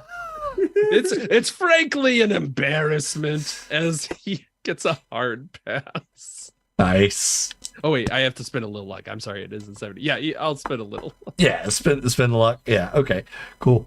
Yeah, you talk your way out of the room as Steve's there with the torch, like, get back, you fools. Go, Get back. Steve, go. Steve Steverson. Steve Steverson. It's got for your big scoop. Yes, thank you, Steve. We got to get this evidence, that jar of evidence, out of the hospital. So perfect. Nice. That was great. Yes, as you all run out into the woods, out and the other patients run out as well, kind of in madness, following behind you. Freeman, you can hear her yelling, "Get them back inside! They can't leave!" Shouting at Dave and Josephine, and it's quite the sadness on their side of things. But Yeah, all right. I'm going back to the forests of Wisconsin, never to be seen again. all right, I and knew how good I had it when I was logging. the next day is Christmas Eve, and you all have saved the world, perhaps, from an alien invasion, or so you think. I mean, if you try to tell anybody about it, they're not going to believe you. They're going to think you're crazy. I think that was Lennox actually undercover, or was that just BS? That was just BS. Oh, that That was was 100% total BS. BS. Yeah. 100% No, a lie. he's completely a fast talking charm kind of person. Well, no, I was asking because I didn't know if you had like a legit like, oh, I was here by choice sort of thing. I think that Abigail would make an effort to try to bring Lennox into her orbit and kind of like use Emerson as like bait to make Lennox come with her to places. No, That way somebody can keep 100%. an eye on her. Yeah. It would work 100% of the time. Yep. I think Steve Steverson's okay on his own. He's a little bit of a loose cannon. He's fine on his own. Lennox needs a little bit of help. Abigail, I gave Steve all of my money, and I don't know what happened with it. Nice. Steve took It's all of okay. your money and started his own newspaper. Yes. It's Thank more you. of a newsletter. Okay, all right. It's We have the 2 whole first- subscribers. That's right. It is the first. Speaking of conspiracy subscribers, thank you to all of our subscribers Nice. here. Nailed it. The Steverson news. Nice. Awesome. For the It's record, Steverson the next report. the Christmas day, Linux wakes up in a cold sweat. Oh, we're gonna miss the fireworks show. Goes back to sleep. Wakes up. We should have put him in the boiler. Nice. All right. Well, good job, everybody. You all figured that one out and saved the world as good investigators do. Thank you so much. It was a great time. I had a wonderful time running this for y'all. And thanks for bearing with my slight lack of knowledge on the Call of Cthulhu and bailing me out in a couple of spots. I appreciate you. It was a lot of fun. As you know, I'm not really a big rules guy. I like to have fun with this stuff. So, but when it matters, it matters. And I like to make sure that we do the right thing. So thanks so much for helping me out in those tight spots. Everybody at home, thanks for tuning in. We know we're sitting at 3 hours of game plus 30-minute break, so we're right on time. Thanks everybody for hanging out with us tonight. Before we close out, I just want to let everyone know that if you want to support independent journalism, please send $30 to 174 Windsor Drive, Madison, Wisconsin, for Steverson Report. Thank you for supporting independent journalism. Yes. Thank you for supporting the independent journalism. And you can also support this channel. Great segue. Thank you. By going down in the description, joining the Patreon right now, and pledge your support to our channel. Help us grow so we can do more awesome things like this. This is awesome. Thank you so much for being here. Thanks also to our subscribers. We really appreciate you and for being here. Our newest one today, Palindrome Paladin. Thank you so much for subscribing. Until next time, folks, which will be next Saturday night, where we're back to playing some Dungeons and Dragons Welcome Home, some 5e stuff. We're the United Adventure Company. This has been a Call of Cthulhu 1920s adventure, Christmas at the Sanatorium, written by Caroline Dahlgreen. Thank you so much, Caroline, for writing such a fun and enjoyable module for us to play tonight. I've been your keeper, your dungeon master on this 5th edition Call of Cthulhu campaign.